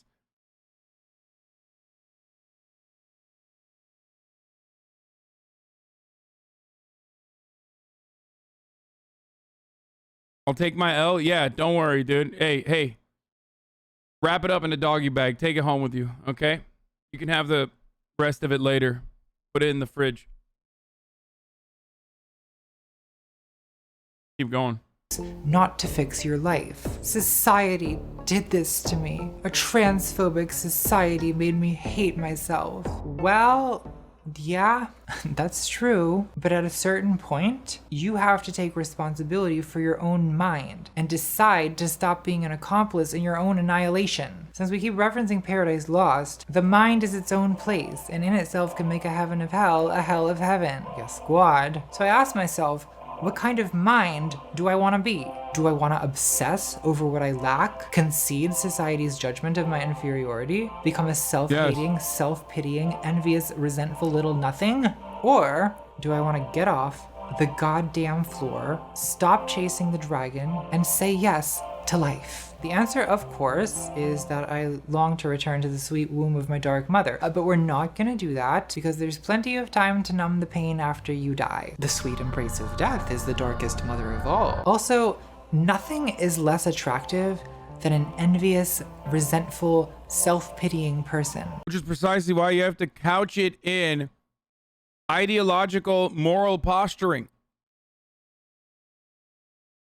It's a double whammy for leftists who routinely want to show themselves as the leftiest person of all. There is no one more lefty than me. Ted Kaczynski. That's right. He was the leftiest. He literally was like, oh, yeah? How about that? Oh, you don't want me to, participate in society? Guess what? I won't fucking do it. I will not participate in society. Even though technically he was still not living in accordance to anarcho-primitivist values, considering the fact that he built a cabin, and the cabin building process was never going to be artisanal. The only real anarcho-primitivists are those fucking YouTube Andes who make who dig with their hands a dirt hut, and they make a dirt hut in like a pool. Like those are the guys who are the real anarcho-primitivists. Ted Kaczynski was kind of a fake. He used a lot of like modern tools and stuff, you know what I mean?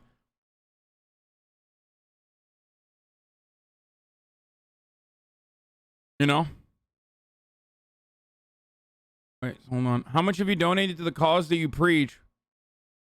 I donated my entire dick to the cause, your mother's vagina, every night. So you should ask her about my donations of semen. I hope that was good for you. Ludicrous chimp.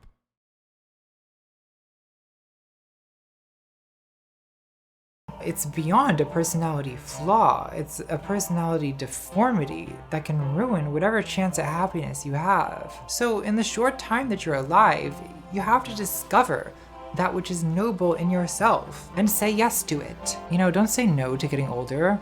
Say yes to being a MILF. Yes. What I'm really trying to say here is SpongeBob SquarePants is the Ubermensch. SpongeBob says yes to life, and so should we. Yes to ourselves.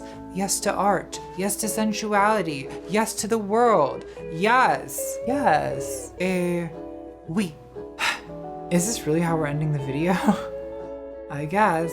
Okay, bye!